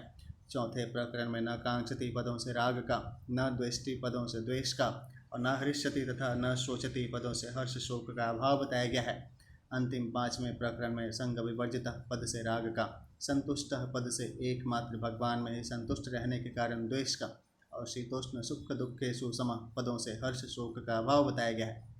अगर सिद्ध भक्तों के लक्षण बताने वाला 7 श्लोकों का एक ही प्रकरण होता तो सिद्ध भक्त में राग द्वेष हर्ष शोक आदि विकारों के अभाव की बात कहीं शब्दों से और कहीं भाव से बार बार कहने की जरूरत नहीं होती। इसी तरह 14वें और 19वें श्लोक में संतुष्ट पद का तथा 13वें श्लोक में सम दुख सुख और 18वें श्लोक में शीतोष्ण सुख दुखेषु सम पदों का भी सिद्ध भक्तों के लक्षणों में 2 बार प्रयोग हुआ है। जिससे सिद्ध भक्तों के लक्षणों का एक ही प्रकरण मानने से पुनरुक्ति का दोष आता है। भगवान के वचनों में पुनरुक्ति का दोष आना संभव ही नहीं। अतः 7 श्लोकों के विषय को एक प्रकरण न मानकर अलग अलग 5 प्रकरण मानना ही युक्ति संगत है। इस तरह 5 प्रकरण स्वतंत्र भिन्न भिन्न होने से किसी एक प्रकरण के भी सब लक्षण जिसमें हो वही भगवान का प्रिय भक्त है। प्रत्येक प्रकरण में सिद्ध भक्तों के अलग अलग लक्षण बताने का कारण यह है कि साधन पद्धति, प्रारब्ध, वर्ण, आश्रम, देश, काल, परिस्थिति आदि के भेद सब भक्तों की प्रकृति स्वभाव में परस्पर थोड़ा बहुत भेद रहा करता है। हाँ, राग द्वेष हर्ष शोक आदि विकारों का अत्यंत अभाव एवं समता में स्थिति और समस्त प्राणियों के हित में रति सबके समान ही होती है। साधक को अपनी रुचि, विश्वास, योग्यता, स्वभाव आदि के अनुसार जो प्रकरण अपने अनुकूल दिखाई दे उसी को आदर्श मानकर उसके अनुसार अपना जीवन बनाने में लग जाना चाहिए। किसी एक प्रकरण के भी यदि पूरे लक्षण अपने में न आए तो भी साधक को निराश नहीं होना चाहिए, फिर सफलता अवश्यम भावी है। और इशिष्ट भाव है। इन 2 श्लोकों में भगवान ने वे ही स्थल दिए हैं जहाँ समता होने में कठिनता आती है। अगर इसमें समता हो जाए तो अन्य जगह समता होने में कठिनता नहीं आएगी, अपने पर कोई असर न पड़ना समता है। यद्यपि भक्त की दृष्टि में भगवान के सिवाय दूसरी सत्ता है ही नहीं, तथापि दूसरे लोगों की दृष्टि में वह शत्रु और मित्र में सम दिखता है। शत्रुता मित्रता का ज्ञान होने पर भी वह सम रहता है। शीतोष्ण सुख दुखेषु भक्त शरीर की अनुकूलता प्रतिकूलता में भी सम रहता है और मन बुद्धि की अनुकूलता प्रतिकूलता में भी सम रहता है। तात्पर्य है कि भक्त शरीर की अनुकूलता प्रतिकूलता, इंद्रियों की अनुकूलता प्रतिकूलता, मन की अनुकूलता प्रतिकूलता, बुद्धि की अनुकूलता प्रतिकूलता, सिद्धांत की अनुकूलता प्रतिकूलता आदि सब तरह की अनुकूलता प्रतिकूलता में सम रहता है। उसका न तो अनुकूलता में राग होता है और न प्रतिकूलता में द्वेष होता है। यो मद्भक्त समय प्रिय, भक्तिमान में प्रियो नर आदि पदों का तात्पर्य है कि वे भक्ति के कारण भगवान को प्रिय हैं, गुणों लक्षणों के कारण नहीं। गुण मुख्य नहीं है, प्रत्युत भक्ति मुख्य है। ॐ नमो दिव्याय महादिव्याय शिवाय सत्तं नमो नमो प्रकृत्यै भद्राय नियतः पन्थाय स्मतां शान्ताकारं भुजगशयनं पद्मनाभं सुरेशं विश्वाधारं गगनसदृश्यं मेघवर्णं शुभाङ्गं लक्ष्मीकान्तं कमलनयनं योगविद्यानगम्यं वन्दे विष्णुभवभयणं सर्वलोकैकनाथं कर्पूरगौरं करुणावतारं संसारसारं भुजगेन्द्रहारं सदा वसन्तं विद्यारविन्दो भवं भवानी सहितं नमामि। त्वमेव माता च पिता त्वमेव बन्धु ज्येष्ठा त्वमेव विद्याधरणं त्वमेव सर्वं मम देव सर्वे भवन्तु सुखिनः सर्वे सन्तु निरामयां सर्वे भद्राणि पश्यन्तु मा कष्टं दुर्भाग्यमवेतां नमो दिव्याय महादिव्याय शिवाय सत्तं नमो नमो प्रकृते भद्राय नियतः पन्थास्मताम् ॐ नमो भगवते वासुदेवाय नमः ॐ नमो भगवते वासुदेवाय नमः ॐ नमो भगवते वासुदेवाय नमः नीलाम्बुजश्यामलकोमलाङ्गं सीतासमारोपितवामभागं पाणौ महासायकचारुचापं नमामि रामं रघुवंशनाथं ध्यानशूल्यश्यावर रामचंद्र की जय। पवन सुत हनुमान की जय। श्री कृष्ण भगवान की जय। श्री वासुदेव भगवान की जय। श्री विष्णु भगवान की जय। श्री सत्यनारायण भगवान की जय। श्री विश्वदेव की जय। ओम विष्णु नमः। हरि ओम।